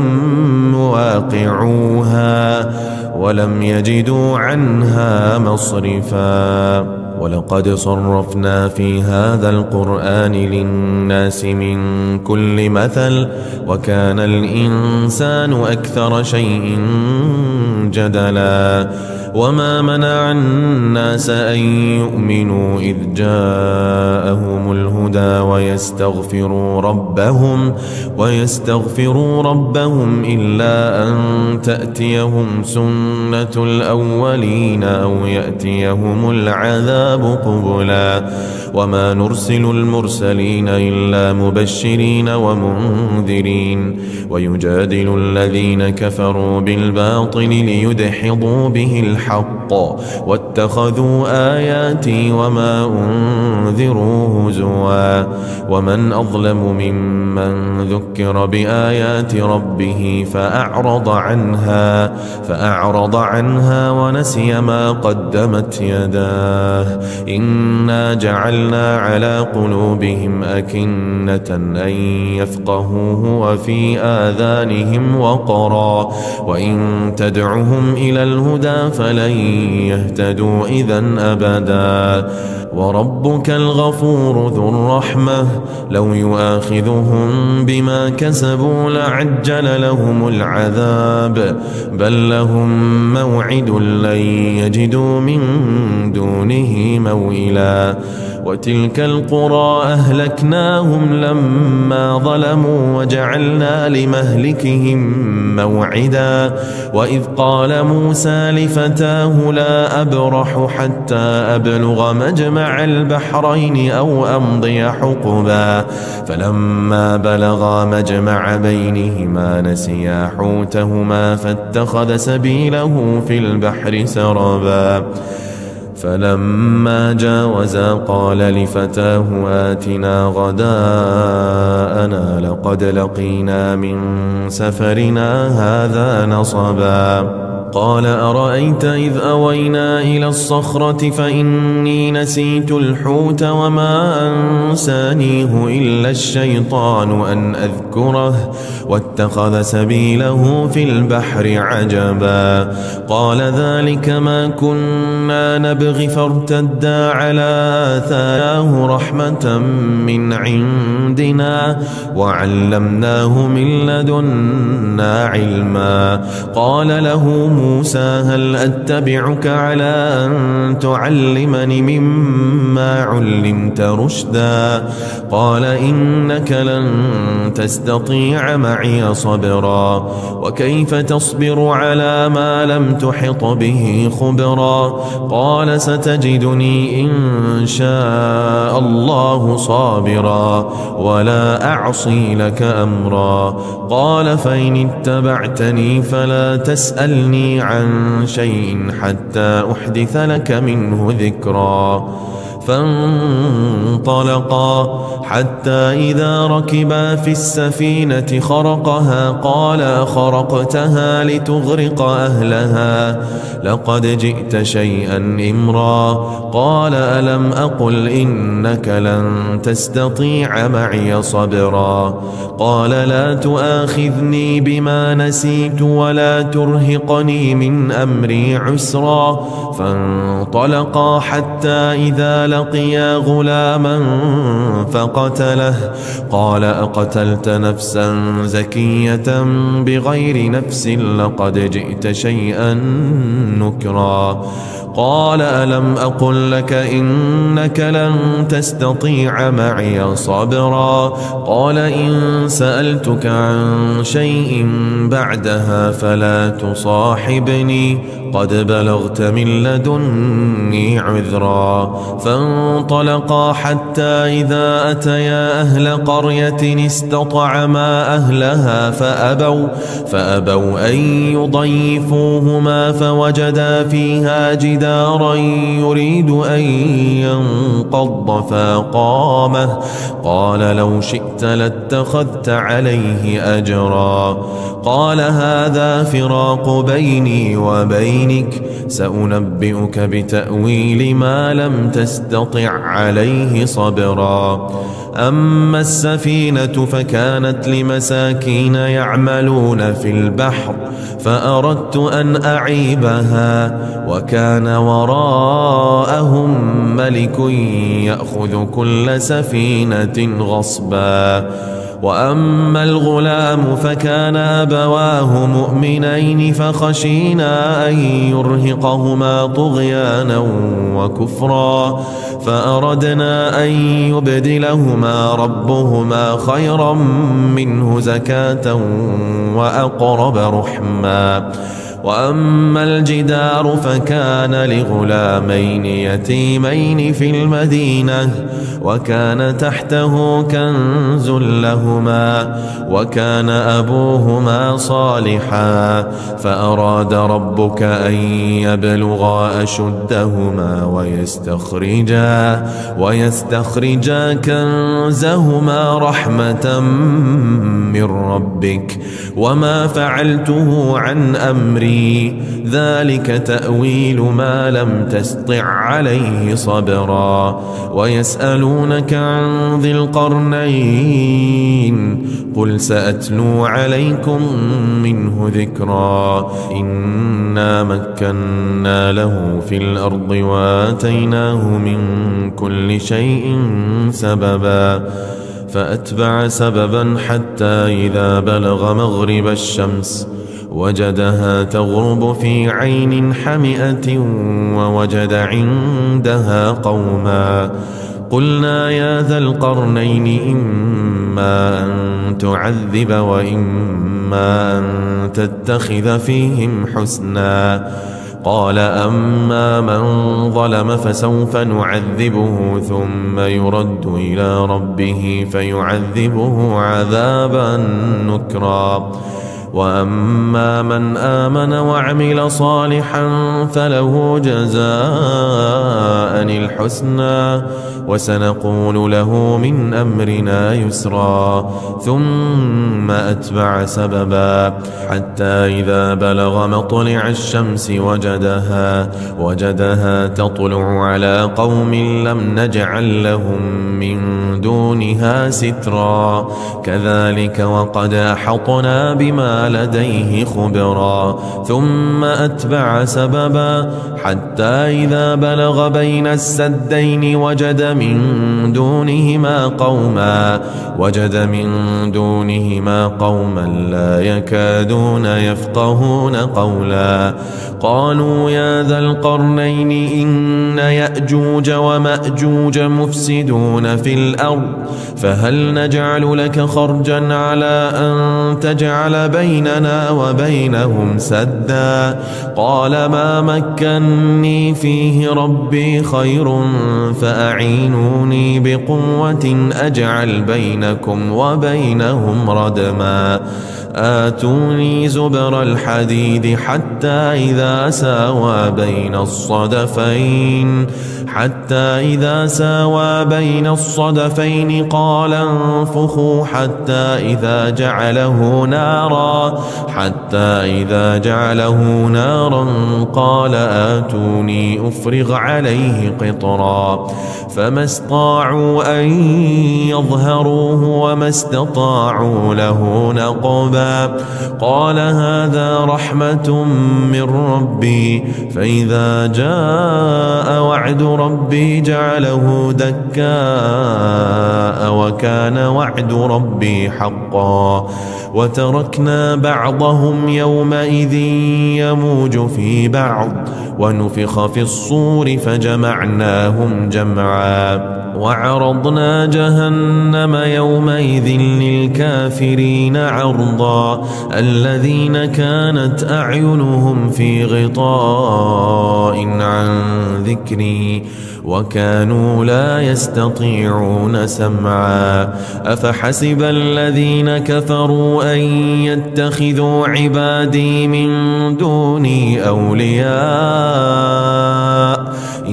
إنا أعتدنا جهنم للكافرين نزلا قل هل ننبئكم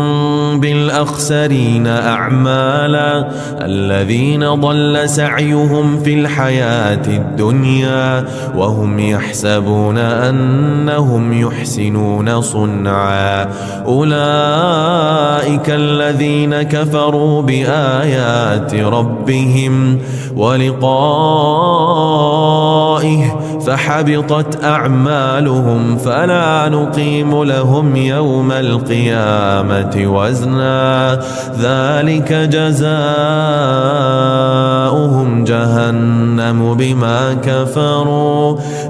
كفروا واتخذوا آياتي ورسلي هزوا إن الذين آمنوا وعملوا الصالحات كانت لهم جنات الفردوس نزلا خالدين فيها لا يبغون عنها حولا قل لو كان البحر مدادا لكلمات ربي لنفد البحر قبل أن تنفد كلمات ربي ولو جئنا بمثله مددا قل إنما أنا بشر مثلكم يوحى إلي أنما إلهكم إله واحد فمن كان يرجو لقاء ربه فليعمل عملا صالحا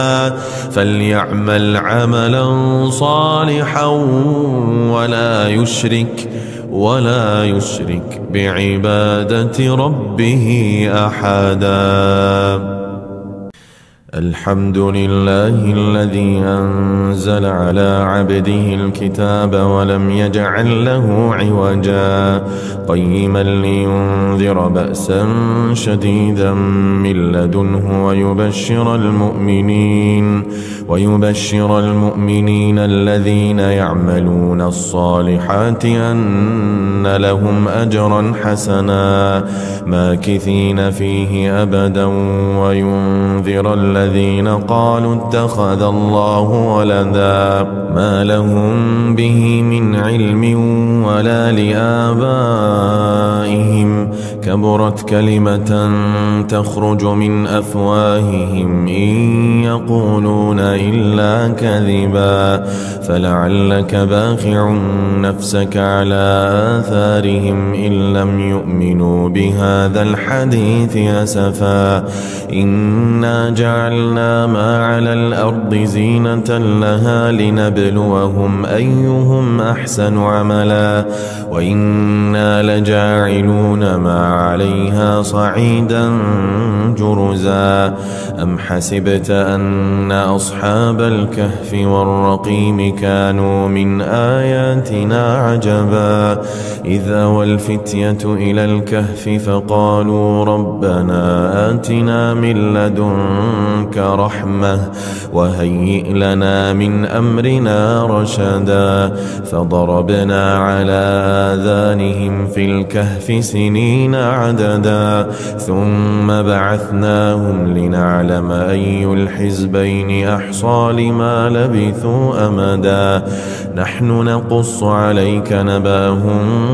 بالحق إنهم فتية آمنوا بربهم وزدناهم هدى وربطنا على قلوبهم إذ قاموا فقالوا ربنا رب السماوات والأرض لن ندعو من دونه إلها لقد قلنا إذا شططا هؤلاء قومنا اتخذوا من دونه آلهة لولا يأتون عليهم بسلطان بين فمن أظلم ممن افترى على الله كذبا وإذ اعتزلتموهم وما يعبدون إلا الله فأووا إلى الكهف ينشر لكم ربكم من رحمته ويهيئ لكم من أمركم مرفقا وترى الشمس إذا طلعت تزاور عن كهفهم ذات اليمين وإذا غربت تقرضهم ذات الشمال وهم في فجوة منه ذلك من آيات الله من يهد الله فهو المهتد ومن يضلل فلن تجد له وليا مرشدا وتحسبهم أيقاظا وهم رقود ونقلبهم ذات اليمين وذات الشمال وكلبهم باسط ذراعيه بالوصيد لو اطلعت عليهم لوليت منهم فرارا ولملئت منهم رعبا وكذلك بعثناهم ليتساءلوا بينهم قال قائل منهم كم لبثتم قالوا لبثنا يوما أو بعض يوم قالوا ربكم أعلم بما لبثتم فبعثوا أحدكم بورقكم هذه إلى المدينة فلينظر أيها أزكى طعاما فليأتكم برزق منه وليتلطف ولا يشعرن بكم أحدا إنهم إن يظهروا عليكم يرجموكم أو يعيدوكم في ملتهم ولن تفلحوا إذا أبدا وكذلك أعثرنا عليهم ليعلموا أن وعد الله حق وأن الساعة لا ريب فيها إذ يتنازعون بينهم أمرهم فقالوا ابنوا عليهم بنيانا ربهم أعلم بهم قال الذين غلبوا على أمرهم لنتخذن عليهم مسجدا سيقولون ثلاثة رابعهم كلبهم ويقولون خمسة سادسهم كلبهم رجما بالغيب ويقولون سبعة وثامنهم كلبهم قل ربي أعلم بعدتهم ما يعلمهم إلا قليل فلا تمار فيهم إلا مراء ظاهرا ولا تستفت فيهم منهم أحدا ولا تقولن لشيء إني فاعل ذلك غدا إلا أن يشاء الله واذكر ربك إذا نسيت وقل عسى أن يهديني ربي لأقرب من هذا رشدا ولبثوا في كهفهم 300 سنين وازدادوا 9 قل الله أعلم بما لبثوا له غيب السماوات والأرض أبصر به وأسمع ما لهم من دونه من ولي ولا يشرك في حكمه أحدا واتل ما أوحي إليك من كتاب ربك لا مبدل لكلماته ولن تجد من دونه ملتحدا واصبر نفسك مع الذين يدعون ربهم بالغداة والعشي يريدون وجهه ولا تعد عيناك عنهم تريد زينة الحياة الدنيا ولا تطع من أغفلنا قلبه عن ذكرنا واتبع هواه وكان أمره فرطا وقل الحق من ربكم فمن شاء فليؤمن ومن شاء فليكفر إنا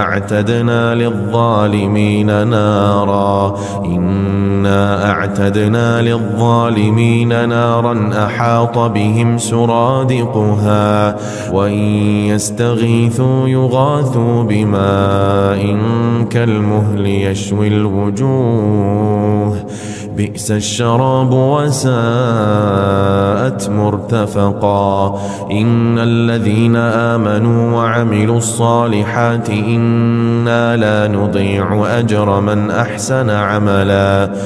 أولئك لهم جنات عدن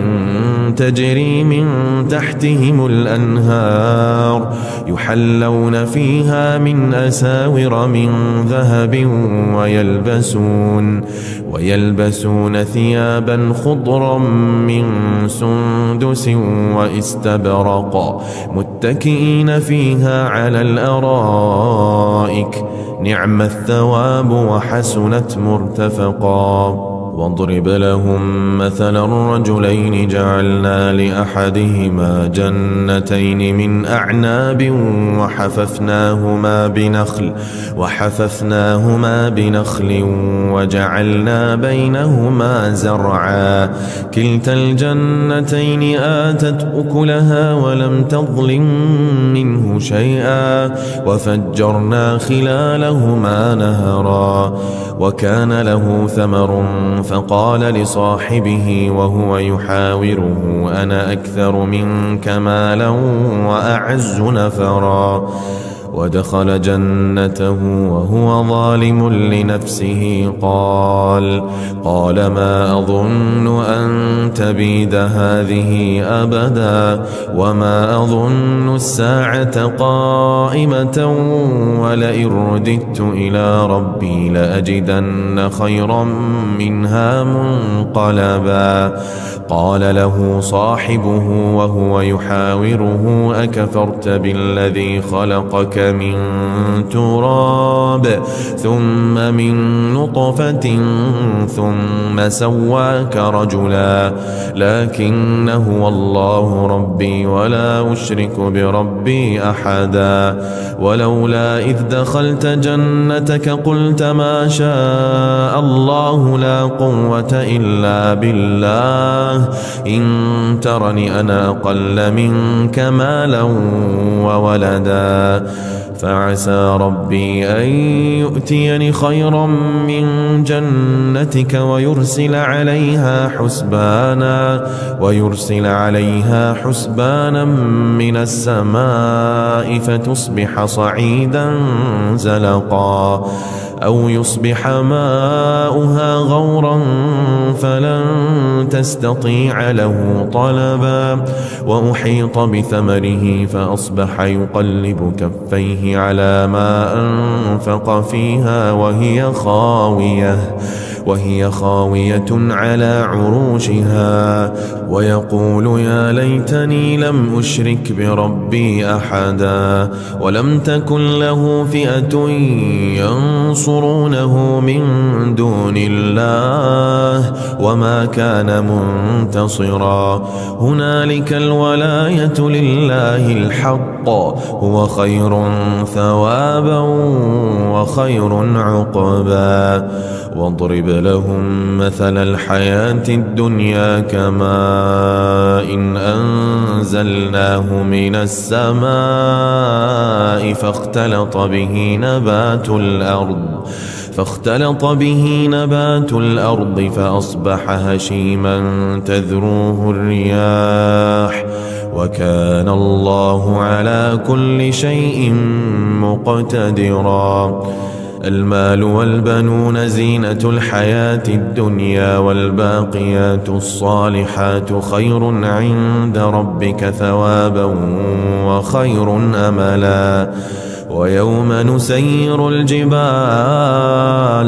ويوم نسير الجبال وترى الأرض بارزة وحشرناهم فلم نغادر منهم أحدا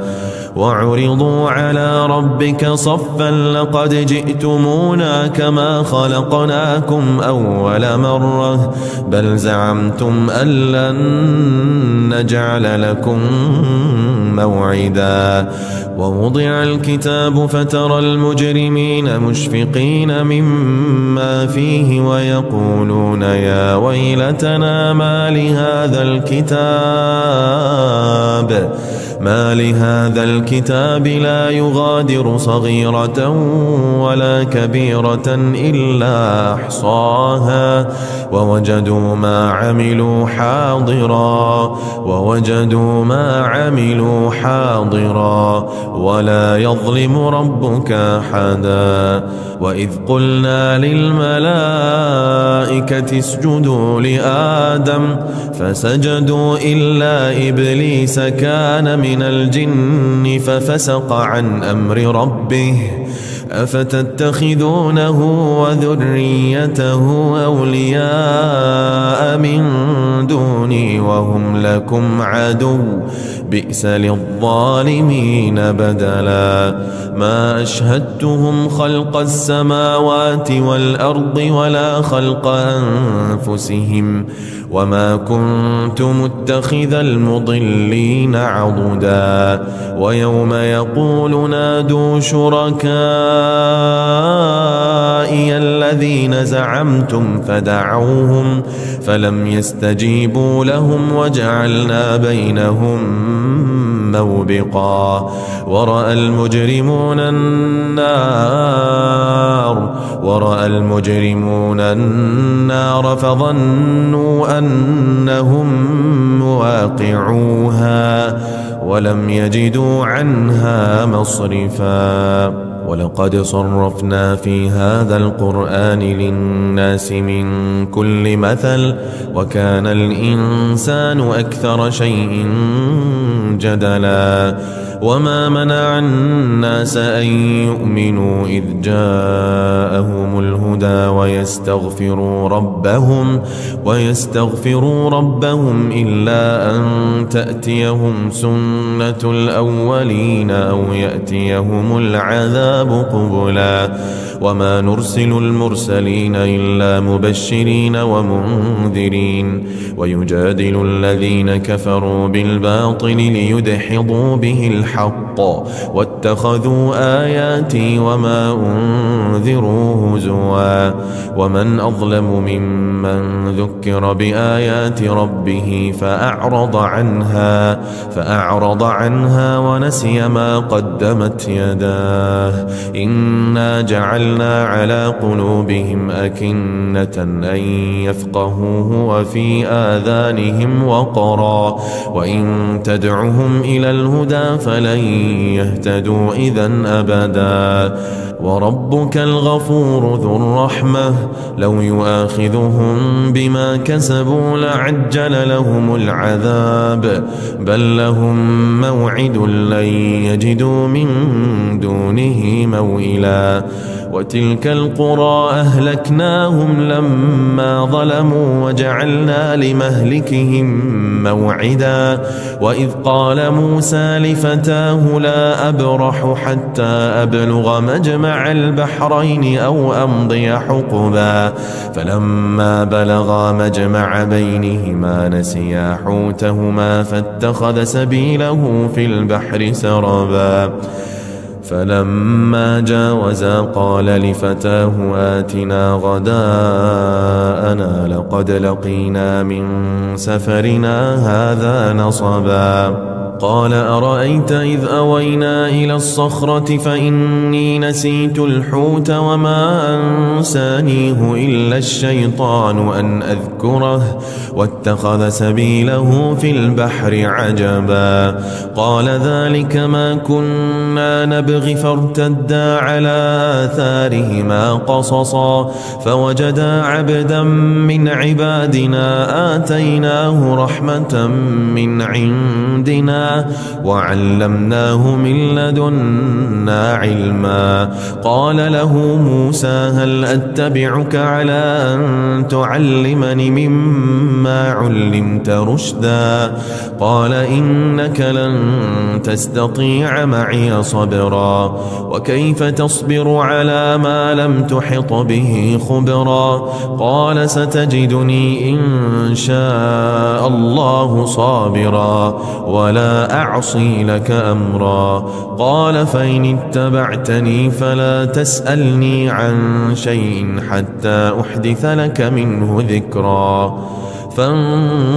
فانطلقا حتى إذا ركبا في السفينة خرقها قال خرقتها لتغرق أهلها لقد جئت شيئا إمرا قال ألم أقل إنك لن تستطيع معي صبرا قال لا تؤاخذني بما نسيت ولا ترهقني من أمري عسرا فانطلقا حتى إذا لقيا غلاما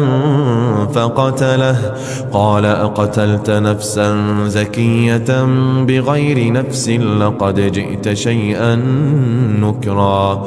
قال ألم أقل لك إنك لن تستطيع معي صبرا قال إن سألتك عن شيء بعدها فلا تصاحبني قد بلغت من لدني عذرا فانطلقا حتى إذا أتيا أهل قرية استطعما أهلها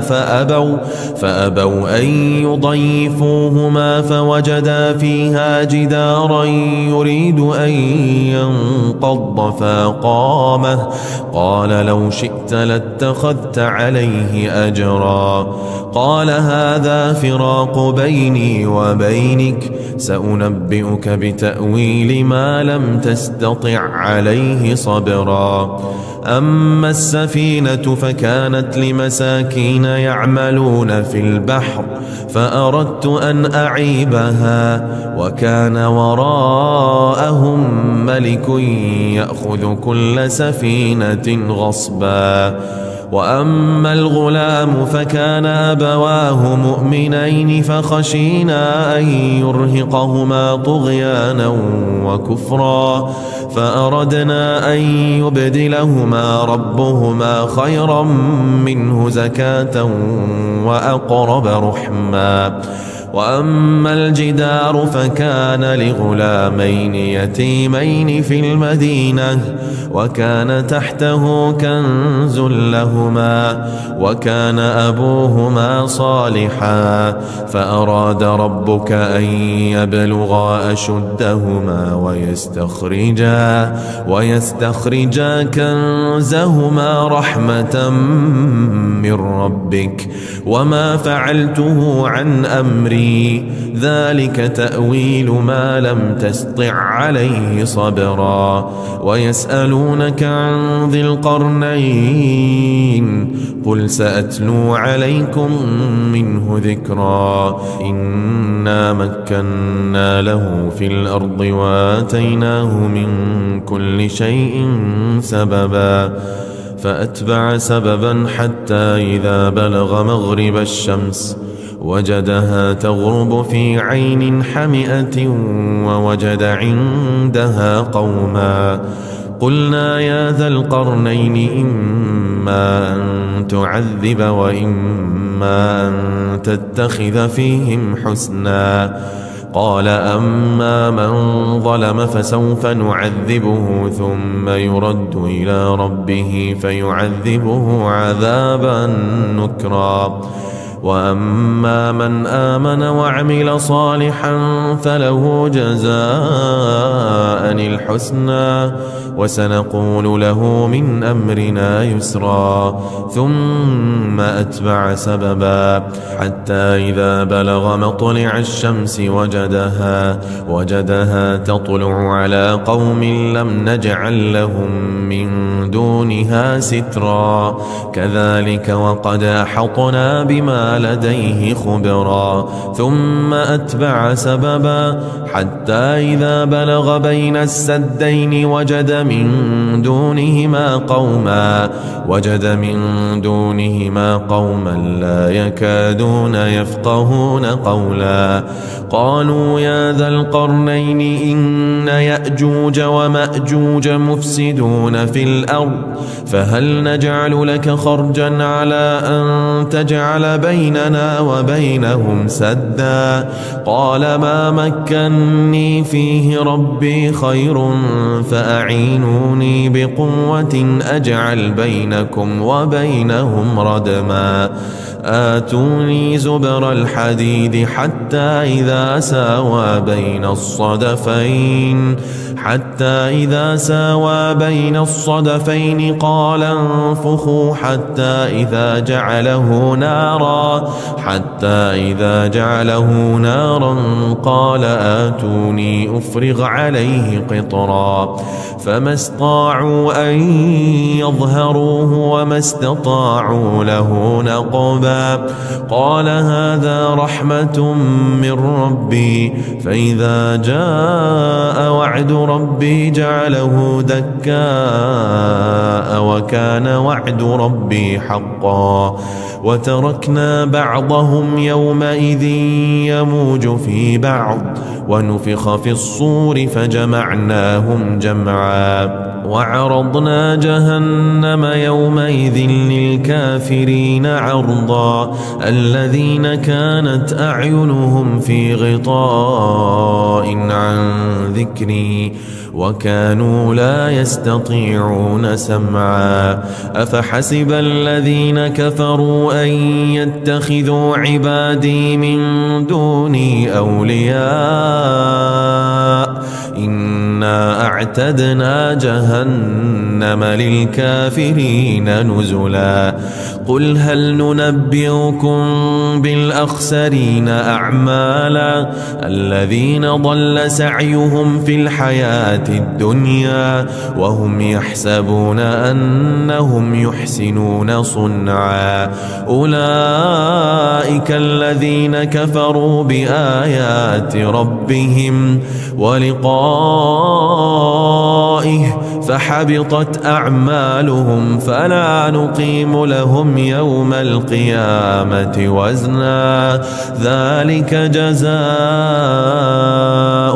جهنم بما كفروا واتخذوا آياتي ورسلي هزوا إن الذين آمنوا وعملوا الصالحات كانت لهم جنات الفردوس نزلا خالدين فيها لا يبغون عنها حولا قل لو كان البحر مدادا لكلمات ربي لنفد البحر قبل أن تنفد كلمات ربي ولو جئنا بمثله مددا قل إنما أنا بشر مثلكم يوحى إلي أنما إلهكم إله واحد فمن كان يرجو لقاء ربه فليعمل عملا صالحا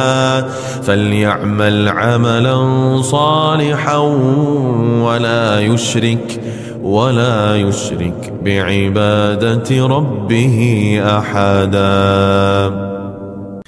الحمد لله الذي أنزل على عبده الكتاب ولم يجعل له عوجا قيما لينذر بأسا شديدا من لدنه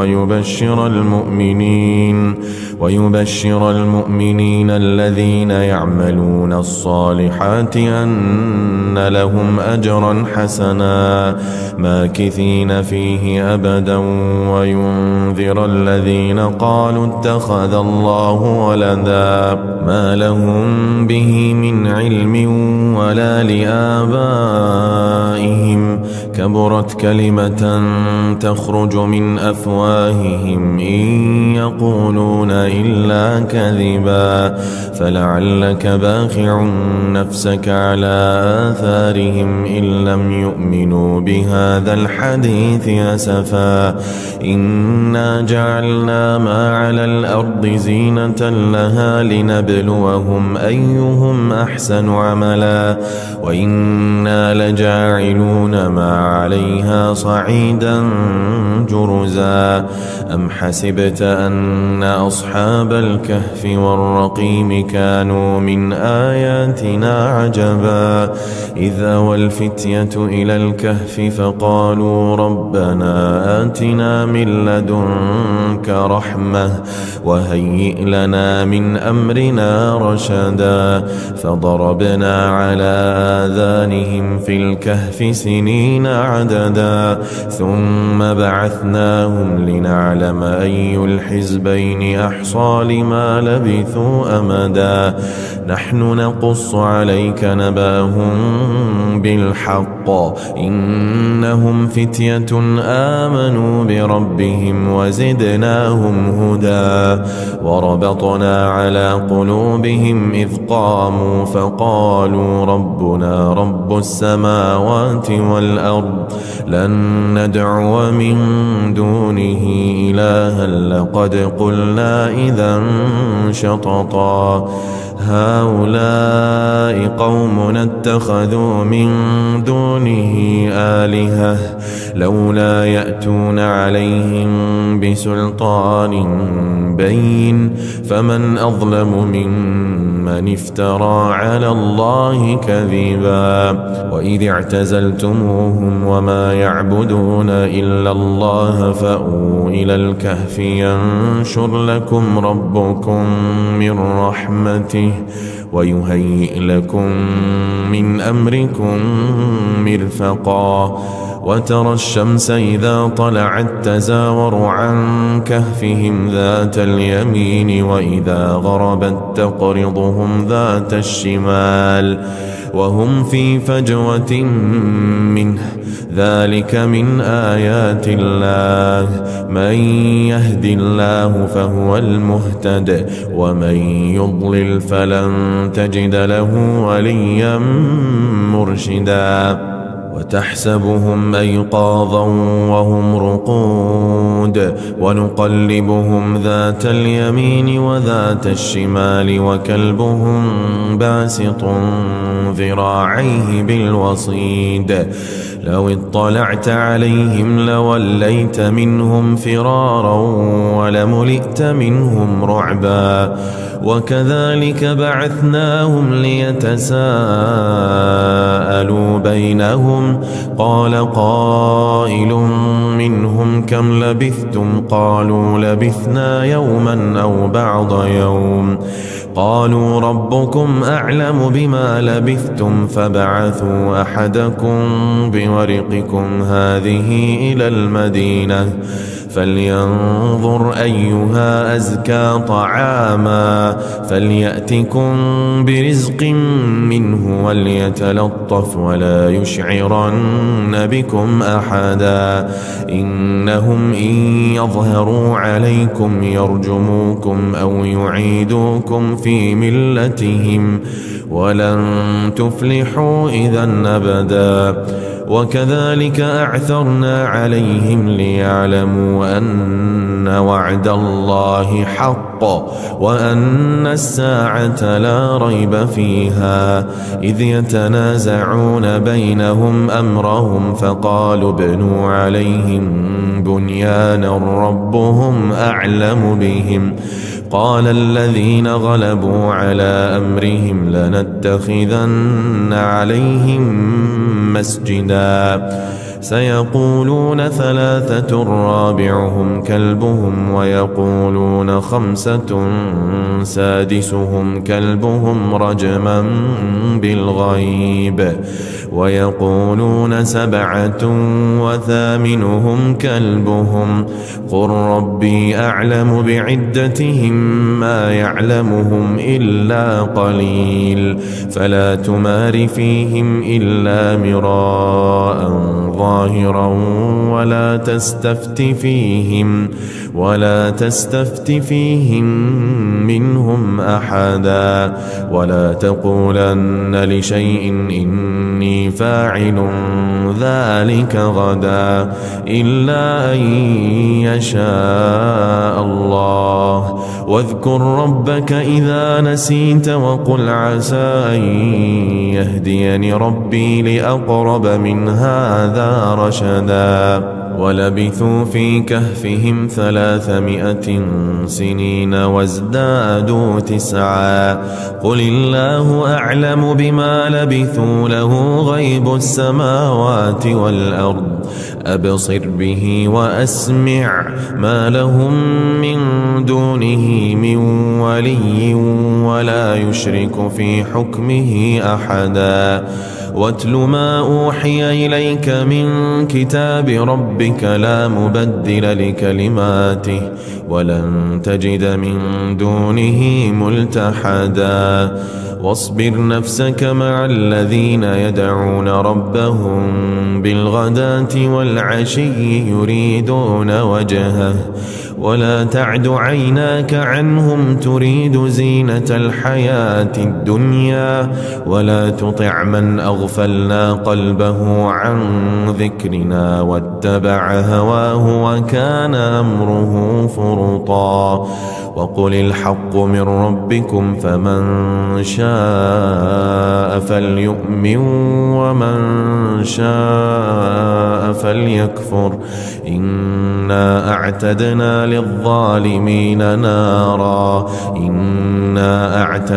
للظالمين نارا أحاط بهم سرادقها وإن يستغيثوا يغاثوا بماء كالمهل يشوي الوجوه بئس الشراب وساءت مرتفقا إن الذين آمنوا وعملوا الصالحات إنا لا نضيع أجر من أحسن عملا أولئك لهم جنات عدن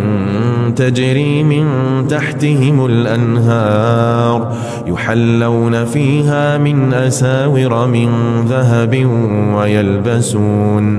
ويلبسون ثيابا خضرا من سندس واستبرق متكئين فيها على الأرائك نعم الثواب وحسنت مرتفقا واضرب لهم مثلا الرجلين جعلنا لأحدهما جنتين من أعناب وحففناهما بنخل وجعلنا بينهما زرعا كلتا الجنتين آتت أكلها ولم تظلم منه شيئا وفجرنا خلالهما نهرا وكان له ثمر فقال لصاحبه وهو يحاوره أنا أكثر منك مالا وأعز نفرا ودخل جنته وهو ظالم لنفسه قال ما أظن أن تبيد هذه أبدا وما أظن الساعة قائمة ولئن رددت إلى ربي لأجدن خيرا منها منقلبا قال له صاحبه وهو يحاوره أكفرت بالذي خلقك من تراب ثم من نطفة ثم سواك رجلا لكن هو الله ربي ولا أشرك بربي أحدا ولولا إذ دخلت جنتك قلت ما شاء الله لا قوة إلا بالله إن ترني أنا أقل منك مالا وولدا فعسى ربي أن يؤتيني خيرا من جنتك ويرسل عليها حسبانا من السماء فتصبح صعيدا زلقا أو يصبح ماؤها غورا فلن تستطيع له طلبا وأحيط بثمره فأصبح يقلب كفيه على ما أنفق فيها وهي خاوية على عروشها ويقول يا ليتني لم أشرك بربي أحدا ولم تكن له فئة ينصرونه من دون الله وما كان منتصرا هنالك الولاية لله الحق هو خير ثوابا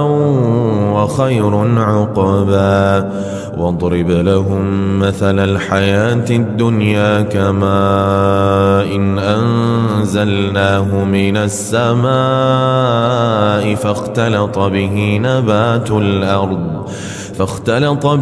نبات الأرض فأصبح هشيما تذروه الرياح وكان الله على كل شيء مقتدرا المال والبنون زينة الحياة الدنيا والباقيات الصالحات خير عند ربك ثوابا وخير أملا ويوم نسير الجبال وترى الأرض بارزة وحشرناهم فلم نغادر منهم أحدا وعرضوا على ربك صفا لقد جئتمونا كما خلقناكم أول مرة بل زعمتم أن لن نجعل لكم موعدا ووضع الكتاب فترى المجرمين مشفقين مما فيه ويقولون يا ويلتنا ما لهذا الكتاب لا يغادر صغيرة ولا كبيرة إلا أحصاها ووجدوا ما عملوا حاضرا ولا يظلم ربك أحدا وإذ قلنا للملائكة اسجدوا لآدم فسجدوا إلا إبليس كان من الجن ففسق عن أمر ربه أفتتخذونه وذريته أولياء من دوني وهم لكم عدو بئس للظالمين بدلا ما أشهدتهم خلق السماوات والأرض ولا خلق أنفسهم وما كنت متخذ المضلين عضدا ويوم يقول نادوا شركائي الذين زعمتم فدعوهم فلم يستجيبوا لهم وجعلنا بينهم موبقا ورأى المجرمون النار فظنوا أنهم مواقعوها ولم يجدوا عنها مصرفا ولقد صرفنا في هذا القرآن للناس من كل مثل وكان الإنسان أكثر شيء جدلا وما منع الناس أن يؤمنوا إذ جاءهم الهدى ويستغفروا ربهم إلا أن تأتيهم سنة الأولين أو يأتيهم العذاب قبلا وما نرسل المرسلين إلا مبشرين ومنذرين ويجادل الذين كفروا بالباطل ليدحضوا به الحق واتخذوا آياتي وما أنذروا هزوا ومن أظلم ممن ذكر بآيات ربه فأعرض عنها ونسي ما قدمت يداه إنا جعلنا على قلوبهم أكنة أن يفقهوه وفي آذانهم وقرا وإن تدعهم تدعوهم إلى الهدى فلن يهتدوا إذن أبدا. وربك الغفور ذو الرحمة لو يؤاخذهم بما كسبوا لعجل لهم العذاب بل لهم موعد لن يجدوا من دونه موئلا. وتلك القرى أهلكناهم لما ظلموا وجعلنا لمهلكهم موعدا. وإذ قال موسى لفتاه لا أبرح حتى أبلغ مجمع البحرين أو أمضي حقبا فلما بلغا مجمع بينهما نسيا حوتهما فاتخذ سبيله في البحر سربا. فلما جاوزا قال لفتاه آتنا غداءنا لقد لقينا من سفرنا هذا نصبا. قال أرأيت إذ أوينا إلى الصخرة فإني نسيت الحوت وما أنسانيه إلا الشيطان أن أذكره واتخذ سبيله في البحر عجبا. قال ذلك ما كنا نبغي فارتدا على آثارهما قصصا فوجدا عبدا من عبادنا آتيناه رحمة من عندنا وعلمناه من لدنا علما. قال له موسى هل أتبعك على أن تعلمني مما علمت رشدا؟ قال إنك لن تستطيع معي صبرا وكيف تصبر على ما لم تحط به خبرا؟ قال ستجدني إن شاء الله صابرا ولا أعصي لك أمرا. قال فإن اتبعتني فلا تسألني عن شيء حتى أحدث لك منه ذكرا. فانطلقا حتى إذا ركبا في السفينة خرقها قال أخرقتها لتغرق أهلها لقد جئت شيئا إمرا. قال ألم أقل إنك لن تستطيع معي صبرا؟ قال لا تؤاخذني بما نسيت ولا ترهقني من أمري عسرا. فانطلقا حتى إذا لقيا غلاما فقتله قال أقتلت نفسا زكية بغير نفس لقد جئت شيئا نكرا. قال ألم أقل لك إنك لن تستطيع معي صبرا؟ قال إن سألتك عن شيء بعدها فلا تصاحبني قد بلغت من لدني عذرا. فانطلقا حتى إذا أتيا أهل قرية استطعما أهلها فأبوا أن يضيفوهما فوجدا فيها جدارا يريد أن ينقض فأقامه. قال لو شئت لاتخذت عليه أجرا. قال هذا فراق بيني وبينك سأنبئك بتأويل ما لم تستطع عليه صبرا. أما السفينة فكانت لمساكين يعملون في البحر فأردت أن أعيبها وكان وراءهم ملك يأخذ كل سفينة غصبا. وأما الغلام فكان أبواه مؤمنين فخشينا أن يرهقهما طغيانا وكفرا فأردنا أن يبدلهما ربهما خيرا منه زكاة وأقرب رحما. وأما الجدار فكان لغلامين يتيمين في المدينة وكان تحته كنز لهما وكان أبوهما صالحا فأراد ربك أن يبلغا أشدهما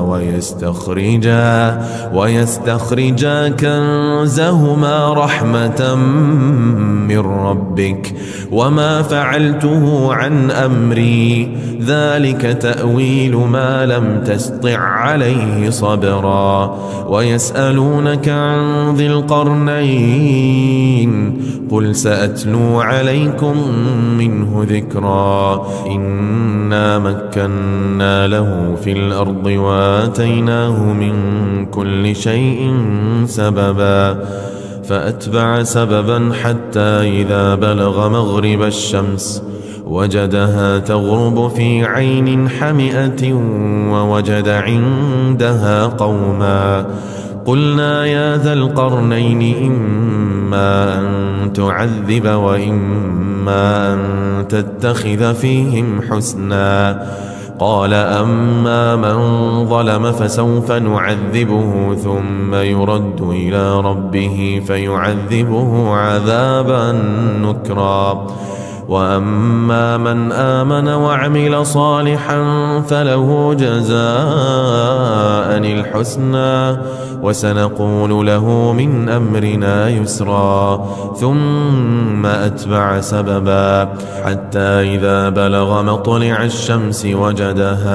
وجدها تطلع على قوم لم نجعل لهم من دونها سترا كذلك وقد أحطنا بما لديه خبرا ثم أتبع سببا حتى إذا بلغ بين السدين وجد من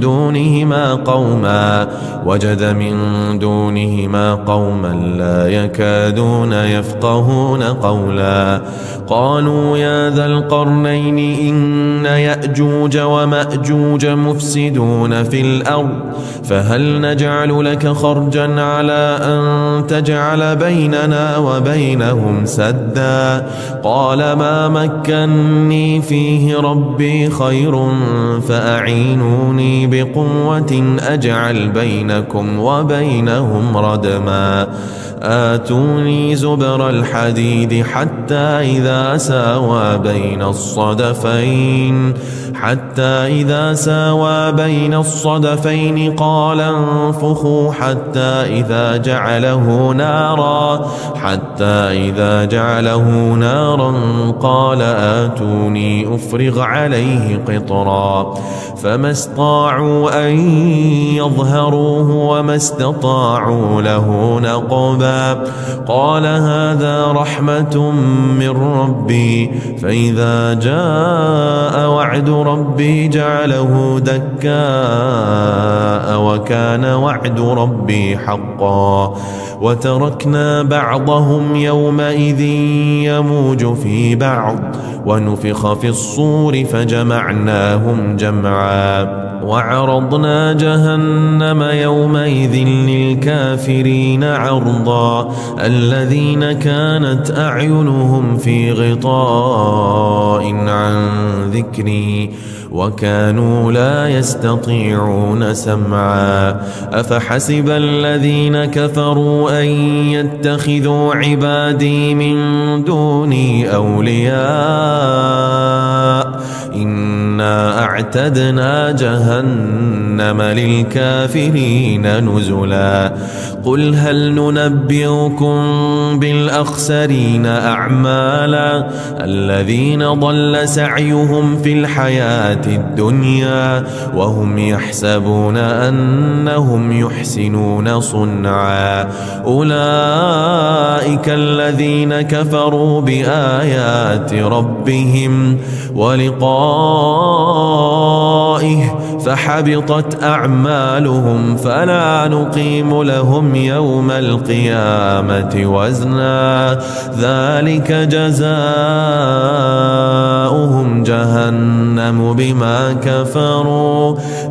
كفروا واتخذوا آياتي ورسلي هزوا إن الذين آمنوا وعملوا الصالحات كانت لهم جنات الفردوس نزلا خالدين فيها لا يبغون عنها حولا قل لو كان البحر مدادا لكلمات بكلمات ربي لنفد البحر قبل أن تنفد كلمات ربي ولو جئنا بمثله مددا قل إنما أنا بشر مثلكم يوحى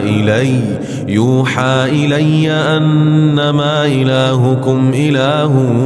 واحد فمن كان يرجو لقاء ربه فليعمل عملا صالحا ولا يشرك بعبادة ربه أحدا. الحمد لله الذي أنزل على عبده الكتاب ولم يجعل له عوجا قيما لينذر بأسا شديدا من لدنه ويبشر المؤمنين الذين يعملون الصالحات أن لهم أجرا حسنا ماكثين فيه أبدا وينذر الذين قالوا اتخذ الله ولدا ما لهم به من علم ولا لآبائهم كبرت كلمة تخرج من أفواههم إن يقولون إلا كذبا فلعلك باخع نفسك على آثارهم إن لم يؤمنوا بهذا الحديث أسفا إنا جعلنا ما على الأرض زينة لها لنبلوهم أيهم أحسن عملا وإنا لجاعلون ما عليها صعيدا جرزا أم حسبت أن أصحاب الكهف والرقيم كانوا من آياتنا عجبا إذ أوى الفتية إلى الكهف فقالوا ربنا آتنا من لدنك رحمة وهيئ لنا من أمرنا رشدا فضربنا على آذانهم في الكهف سنين عددا ثم بعثناهم لنعلم أي الحزبين أحصى لما لبثوا أمدا نحن نقص عليك نباهم بالحق إنهم فتية آمنوا بربهم وزدناهم هدى وربطنا على قلوبهم إذ قاموا فقالوا ربنا رب السماوات والأرض لن ندعو من دونه إلها لقد قلنا إذا شططا هؤلاء قومنا اتخذوا من دونه آلهة لولا يأتون عليهم بسلطان بين فمن أظلم ممن افترى على الله كذبا وإذ اعتزلتموهم وما يعبدون إلا الله فأووا إلى الكهف ينشر لكم ربكم من رحمته ويهيئ لكم من أمركم مرفقا وترى الشمس إذا طلعت تزاور عن كهفهم ذات اليمين وإذا غربت تقرضهم ذات الشمال وهم في فجوة منه ذلك من آيات الله من يهد الله فهو المهتد ومن يضلل فلن تجد له وليا مرشدا وتحسبهم أيقاظا وهم رقود ونقلبهم ذات اليمين وذات الشمال وكلبهم باسط ذراعيه بالوصيد لو اطلعت عليهم لوليت منهم فرارا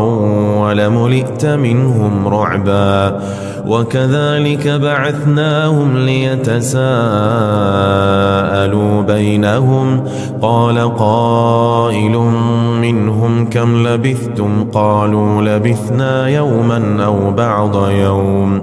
قالوا ربكم أعلم بما لبثتم فبعثوا أحدكم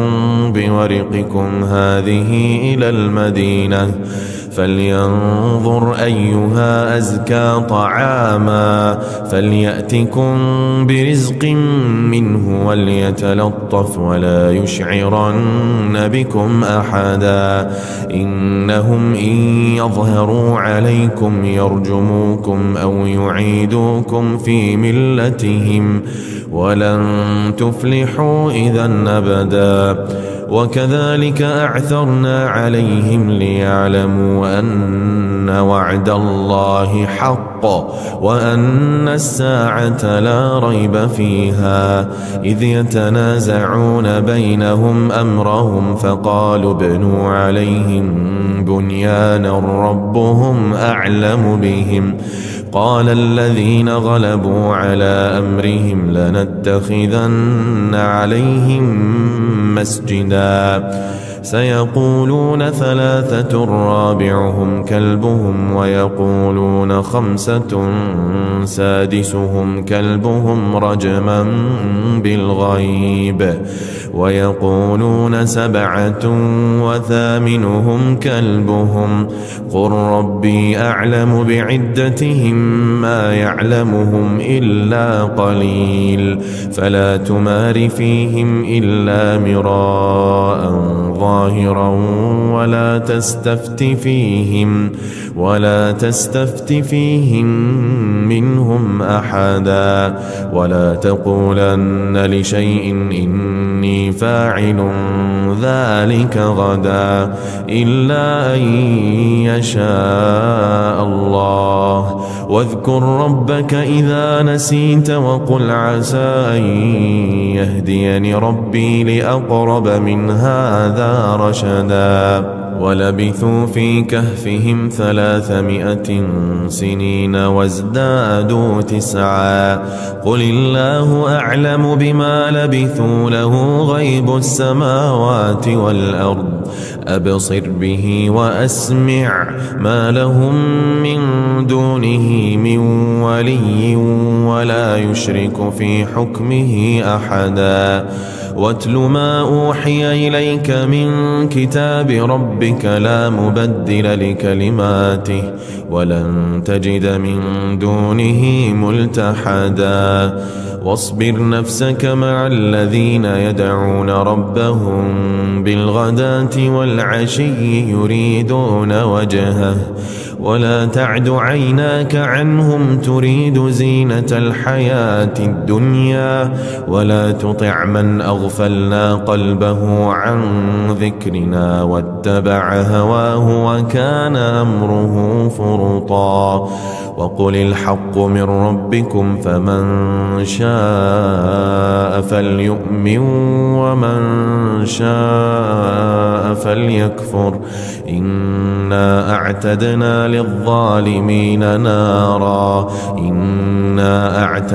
للظالمين نارا أحاط بهم سرادقها وإن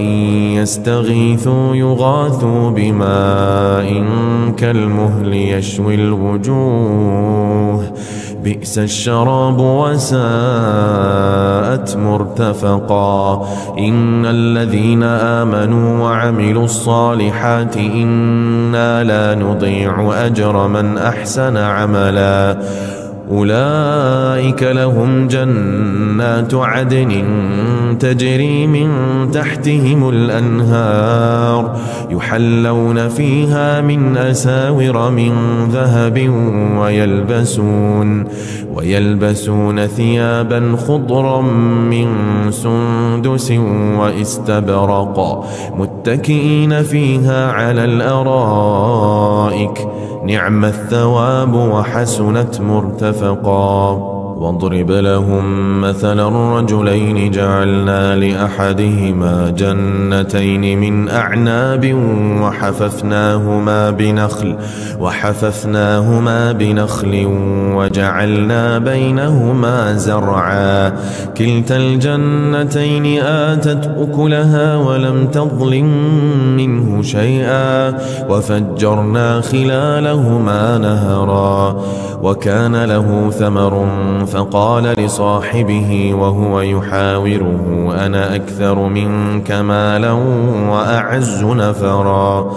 ودخل جنته وهو ظالم لنفسه قال ما أظن أن تبيد هذه أبدا وما أظن الساعة قائمة